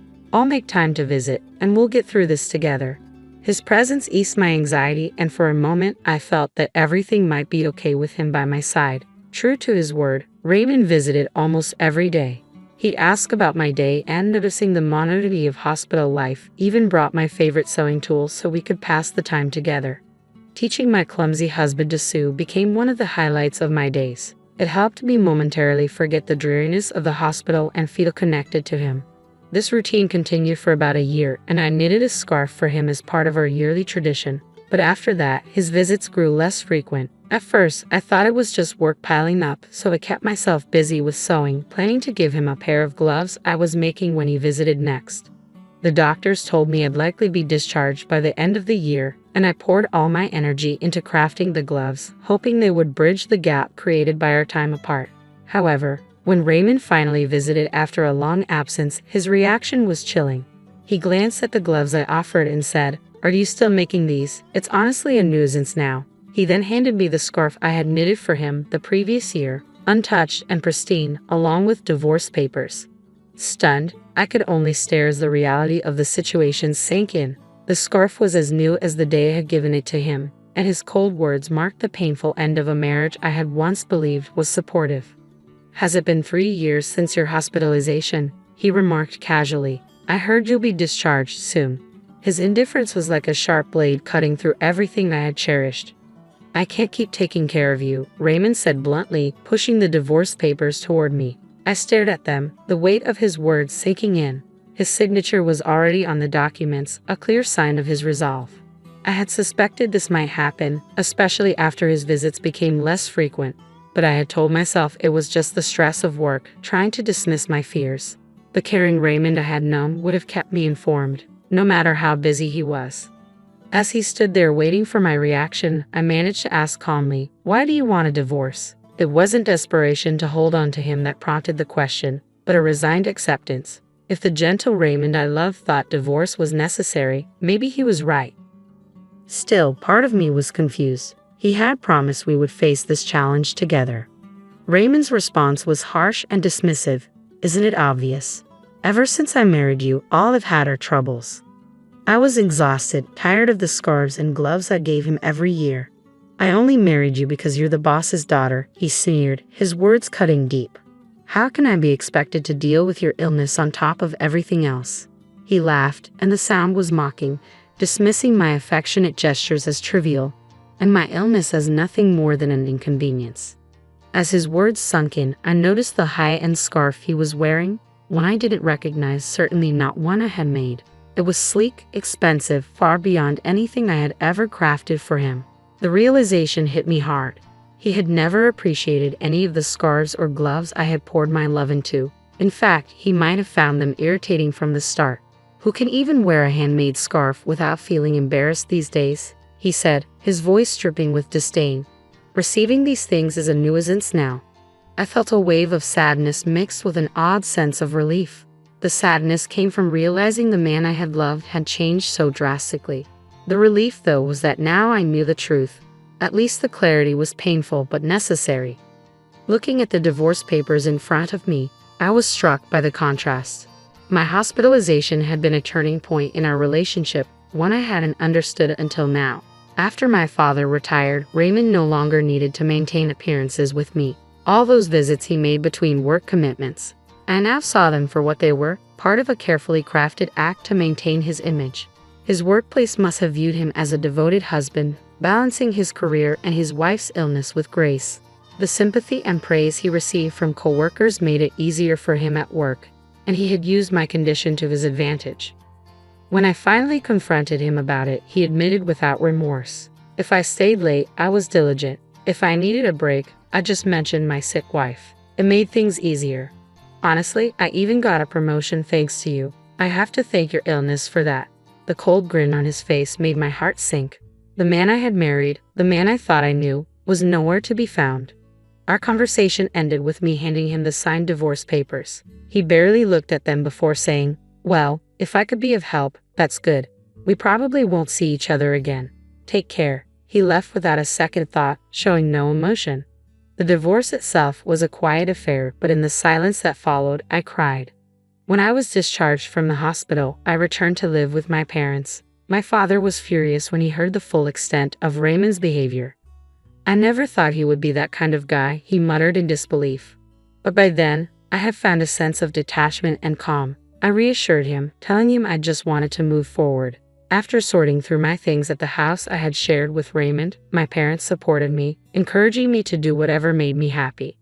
I decided to live with them for the time being, but I wanted one last visit to the house. I needed to collect the rest of my things and close that chapter of my life once and for all.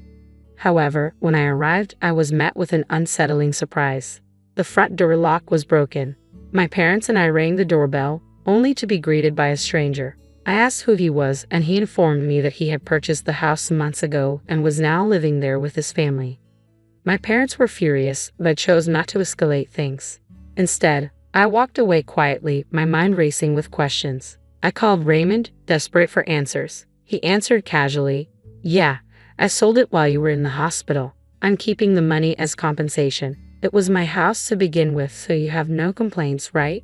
His indifferent tone left me stunned, a cold sense of disbelief washing over me. I wished he had told me sooner. From what the new owner shared, it seemed the house had been sold quite a while ago, probably about a year, when my husband's visits had stopped. Although our divorce had been finalized with the signed papers, we had agreed to discuss asset division and compensation after my discharge, planning to meet the following week. Yet my husband had already taken matters into his own hands.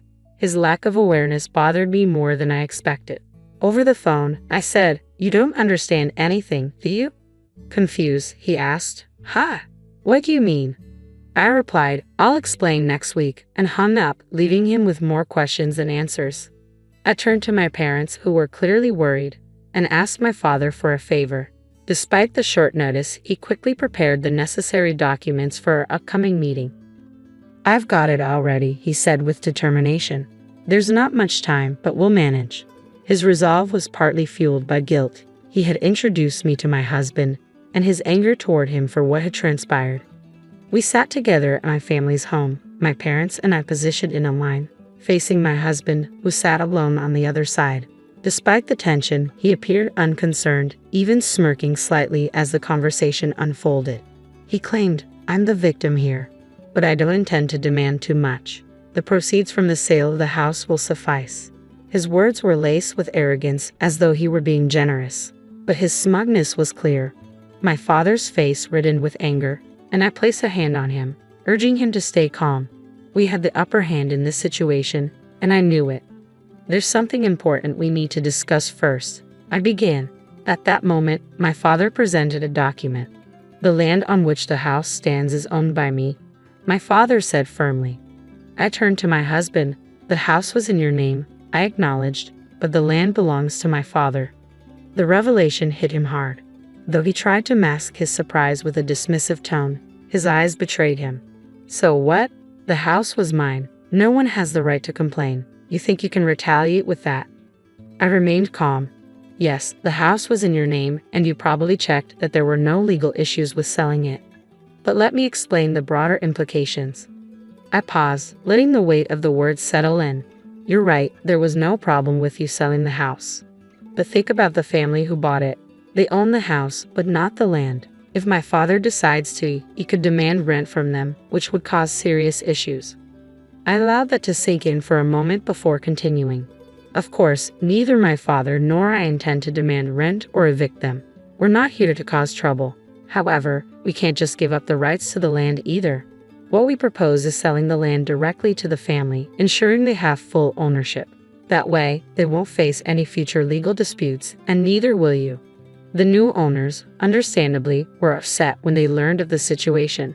They realized that any complications stemming from this oversight would fall on the seller, my husband. They were ready to take legal action if necessary, which visibly unsettled him. I watched as his face turned pale, the realization of the mess he had created settling in.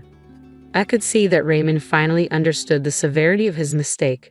His voice trembled as he asked, "What should I do?"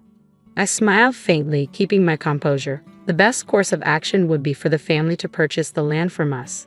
That way, they can fully own both the house and the land, resolving any legal ambiguities." I continued, "Of course, they weren't aware they needed to buy the land when they bought the house, and they will likely seek compensation for this unexpected expense. Given the prime location of the land, it could cost more than the house itself." This placed Raymond in a difficult position, but it was the consequence of his own decisions.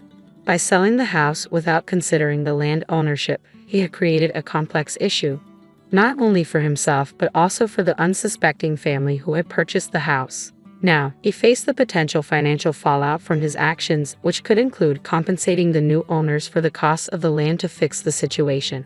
Raymond's options were limited and financially perilous. If he gave up all his assets, he'd be left with nothing. Alternatively, he could attempt to buy back the house and pay for the land, along with a relocation fee for the family currently living there. This would return the property to his possession, but given the significant costs, especially the relocation fee, it was unlikely he'd make any profit. But beyond the financial mess, there was the issue of emotional damage. I looked at him steadily and said, "Raymond, your actions have caused me significant mental distress. I plan to seek compensation for that. Keep that in mind." Throughout our marriage, Raymond had used me as a stepping stone for his career. Now that I could see his manipulations clearly, I was disgusted by what I had once mistaken for love. I intended to file for damages over the emotional toll his actions had taken, even though proving emotional distress in court could be challenging. Raising the issue, however, was important, especially given his current predicament. As Raymond processed this, my father added fuel to the fire.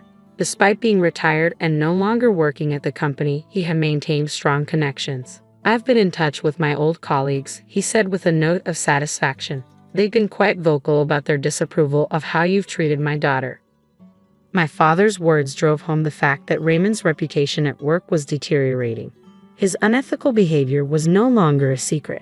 As we sat across from him, preparing to discuss the terms of property division and compensation, my demeanor was calm but firm. "Now that you understand the situation, we need to settle the division of property and compensation," I stated, clasping my hands and offering a smile. It was a smile very different from those I had given him during our marriage. This one came from someone who had reclaimed their power.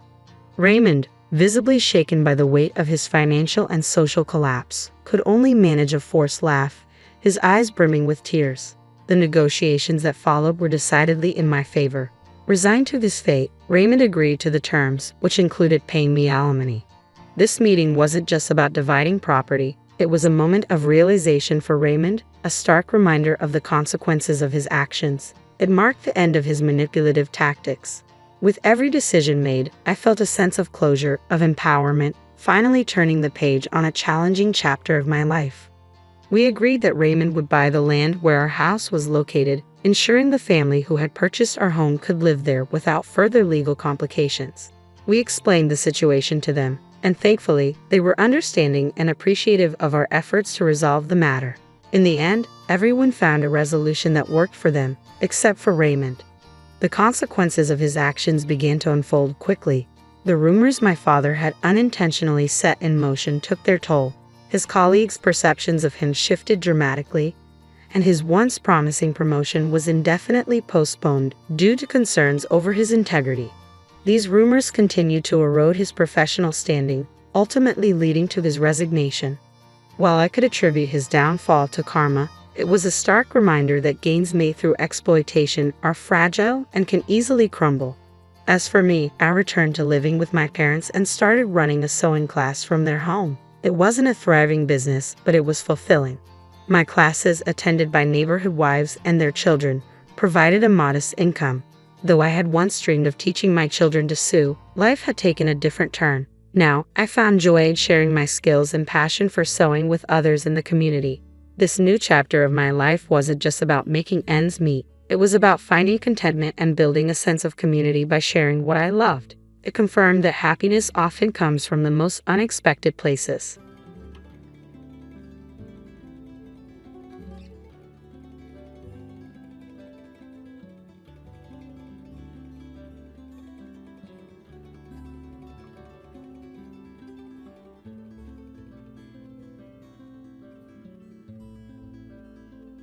I married Raymond because he was the son of my former boss, and 4 years ago, we tied the knot.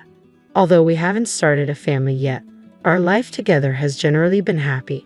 Raymond is dedicated to his work and often travels, which can leave me feeling lonely, but he makes up for it by spending quality time with me when he's home. I first met Raymond through my father, and it wasn't long before he suggested I become a stay-at-home wife. This arrangement gave me the time to pursue my own interests. I took up sewing and knitting, befriended our neighbors, and even started a fitness routine. Every winter, I'd gift Raymond handmade scarves and gloves. At first, my attempts were a bit amateurish, but his appreciative comments over the years encouraged me, and I grew to love crafting even more. I'd often dream of the day when we can sew together as a family. I once shared this thought with Raymond, and he smiled warmly, entertaining the idea of joining me in the future. To outsiders, our life may seem privileged, thanks to Raymond's substantial income. But I never skimped on supporting him, managing the household, and making the most of our time together on his days off. I imagined a quiet, content future with my kind husband and hopefully children. However, 3 years ago, everything changed. One evening, while waiting for Raymond to return home from work, I suddenly felt dizzy and collapsed.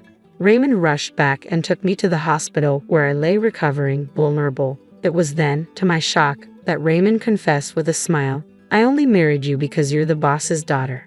Seeing the scarves and gloves I had made for him discarded and devalued, I was struck with the need to confront him. I wanted him to realize how wrong he was if he thought he could belittle my worth. Despite the hurt, the thought of him eventually recognizing my value brought a small smile to my face. I am Ashley Carroll, and this revelation was a harsh wake-up call about the marriage I had once believed was built on love. When I woke up in the hospital, I overheard snippets of Raymond's conversation with the doctors. It became clear that my condition was serious, likely a lifelong issue, though not immediately life-threatening. Still, the risk of recurrence meant I would need to stay in the hospital for some time. Raymond tried to reassure me during one of his visits, holding my hand gently. "It looks like you'll be here for a while, but don't worry. I'll make time to visit, and we'll get through this together." His presence eased my anxiety, and for a moment I felt that everything might be okay with him by my side. True to his word, Raymond visited almost every day. He asked about my day, and noticing the monotony of hospital life, even brought my favorite sewing tools so we could pass the time together. Teaching my clumsy husband to sew became one of the highlights of my days. It helped me momentarily forget the dreariness of the hospital and feel connected to him. This routine continued for about a year, and I knitted a scarf for him as part of our yearly tradition. But after that, his visits grew less frequent. At first, I thought it was just work piling up, so I kept myself busy with sewing, planning to give him a pair of gloves I was making when he visited next.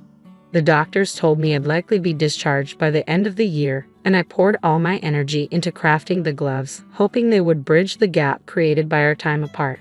However, when Raymond finally visited after a long absence, his reaction was chilling. He glanced at the gloves I offered and said, "Are you still making these? It's honestly a nuisance now." He then handed me the scarf I had knitted for him the previous year, untouched and pristine, along with divorce papers. Stunned, I could only stare as the reality of the situation sank in. The scarf was as new as the day I had given it to him, and his cold words marked the painful end of a marriage I had once believed was supportive. "Has it been 3 years since your hospitalization?" he remarked casually. "I heard you'll be discharged soon." His indifference was like a sharp blade cutting through everything I had cherished. "I can't keep taking care of you," Raymond said bluntly, pushing the divorce papers toward me. I stared at them, the weight of his words sinking in. His signature was already on the documents, a clear sign of his resolve.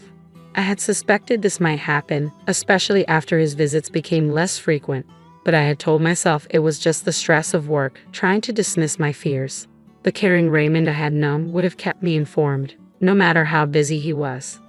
As he stood there waiting for my reaction, I managed to ask calmly, "Why do you want a divorce?" It wasn't desperation to hold on to him that prompted the question, but a resigned acceptance. If the gentle Raymond I loved thought divorce was necessary, maybe he was right. Still, part of me was confused. He had promised we would face this challenge together. Raymond's response was harsh and dismissive. "Isn't it obvious? Ever since I married you, all I've had are troubles." I was exhausted, tired of the scarves and gloves I gave him every year.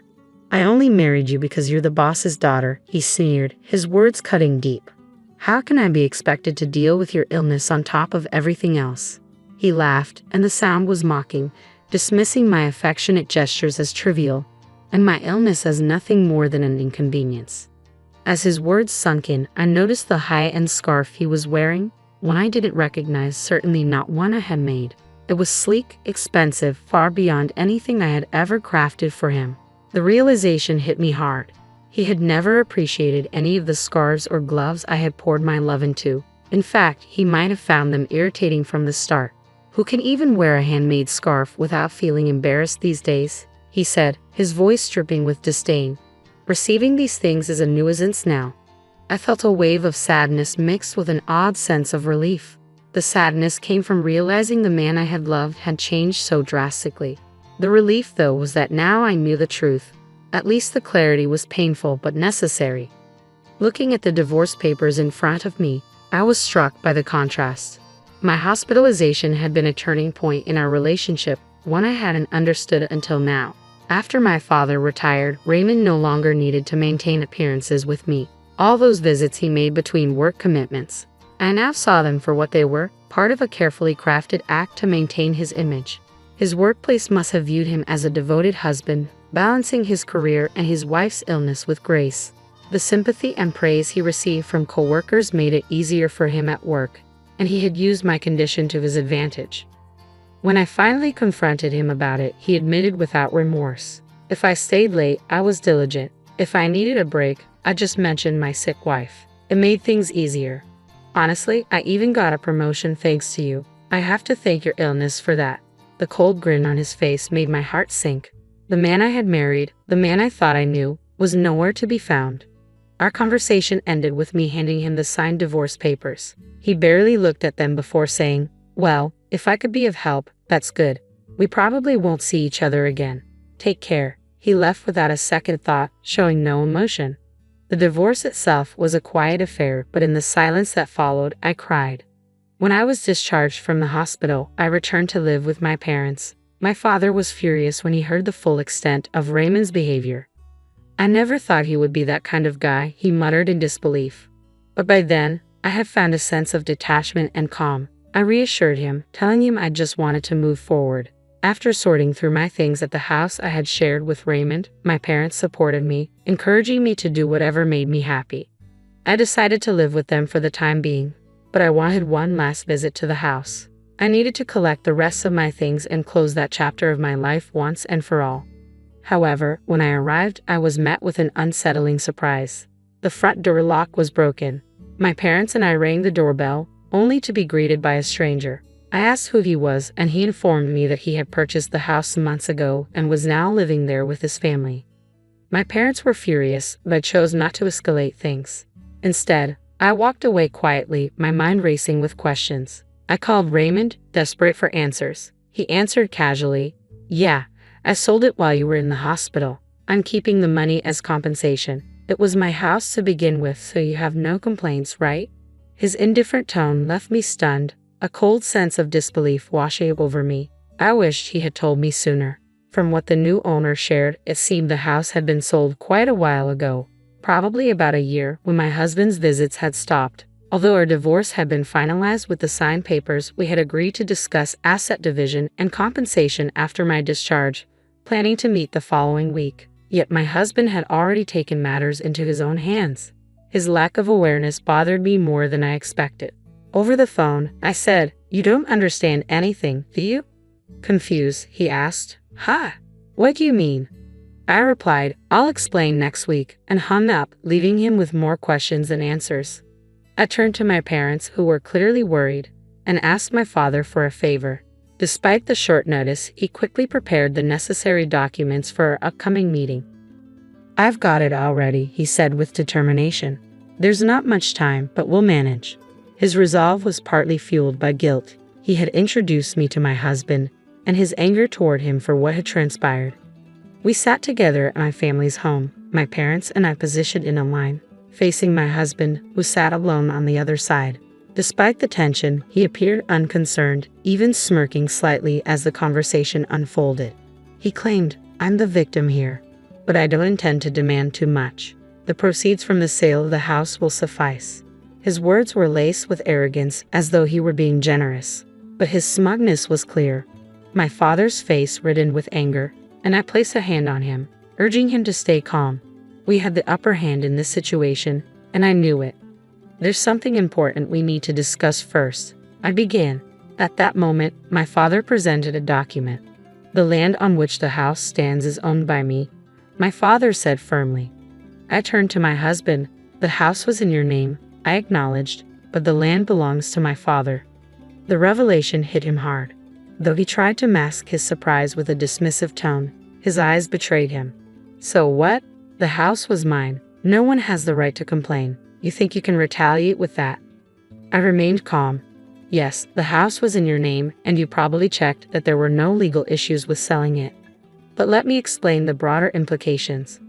I paused, letting the weight of the words settle in. "You're right, there was no problem with you selling the house. But think about the family who bought it. They own the house, but not the land. If my father decides to, he could demand rent from them, which would cause serious issues." I allowed that to sink in for a moment before continuing. "Of course, neither my father nor I intend to demand rent or evict them. We're not here to cause trouble. However, we can't just give up the rights to the land either. What we propose is selling the land directly to the family, ensuring they have full ownership. That way, they won't face any future legal disputes, and neither will you." The new owners, understandably, were upset when they learned of the situation.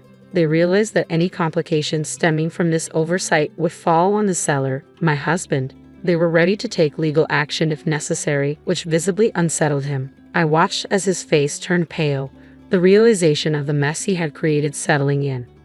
I could see that Raymond finally understood the severity of his mistake. His voice trembled as he asked, "What should I do?"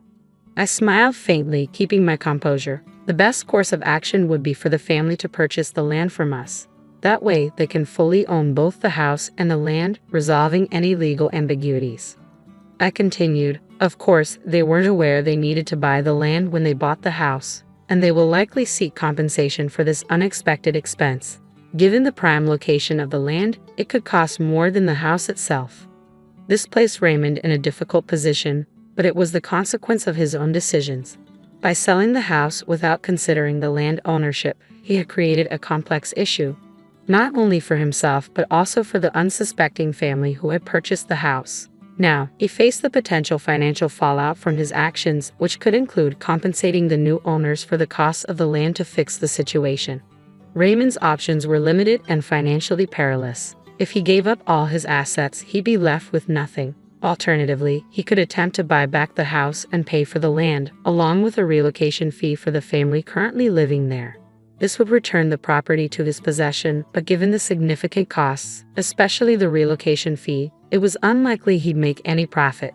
But beyond the financial mess, there was the issue of emotional damage. I looked at him steadily and said, "Raymond, your actions have caused me significant mental distress. I plan to seek compensation for that. Keep that in mind."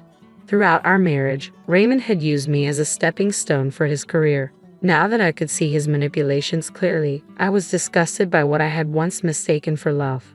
I intended to file for damages over the emotional toll his actions had taken, even though proving emotional distress in court could be challenging. Raising the issue, however, was important, especially given his current predicament. As Raymond processed this, my father added fuel to the fire. Despite being retired and no longer working at the company, he had maintained strong connections. "I've been in touch with my old colleagues," he said with a note of satisfaction. "They've been quite vocal about their disapproval of how you've treated my daughter." My father's words drove home the fact that Raymond's reputation at work was deteriorating. His unethical behavior was no longer a secret. As we sat across from him, preparing to discuss the terms of property division and compensation, my demeanor was calm but firm. "Now that you understand the situation, we need to settle the division of property and compensation," I stated, clasping my hands and offering a smile. It was a smile very different from those I had given him during our marriage. This one came from someone who had reclaimed their power. Raymond, visibly shaken by the weight of his financial and social collapse, could only manage a forced laugh, his eyes brimming with tears. The negotiations that followed were decidedly in my favor. Resigned to this fate, Raymond agreed to the terms, which included paying me alimony. This meeting wasn't just about dividing property. It was a moment of realization for Raymond, a stark reminder of the consequences of his actions. It marked the end of his manipulative tactics. With every decision made, I felt a sense of closure, of empowerment, finally turning the page on a challenging chapter of my life. We agreed that Raymond would buy the land where our house was located, ensuring the family who had purchased our home could live there without further legal complications. We explained the situation to them, and thankfully, they were understanding and appreciative of our efforts to resolve the matter. In the end, everyone found a resolution that worked for them, except for Raymond. The consequences of his actions began to unfold quickly. The rumors my father had unintentionally set in motion took their toll. His colleagues' perceptions of him shifted dramatically, and his once promising promotion was indefinitely postponed due to concerns over his integrity. These rumors continued to erode his professional standing, ultimately leading to his resignation. While I could attribute his downfall to karma, it was a stark reminder that gains made through exploitation are fragile and can easily crumble. As for me, I returned to living with my parents and started running a sewing class from their home. It wasn't a thriving business, but it was fulfilling. My classes, attended by neighborhood wives and their children, provided a modest income. Though I had once dreamed of teaching my children to sew, life had taken a different turn. Now, I found joy in sharing my skills and passion for sewing with others in the community. This new chapter of my life wasn't just about making ends meet. It was about finding contentment and building a sense of community by sharing what I loved. It confirmed that happiness often comes from the most unexpected places.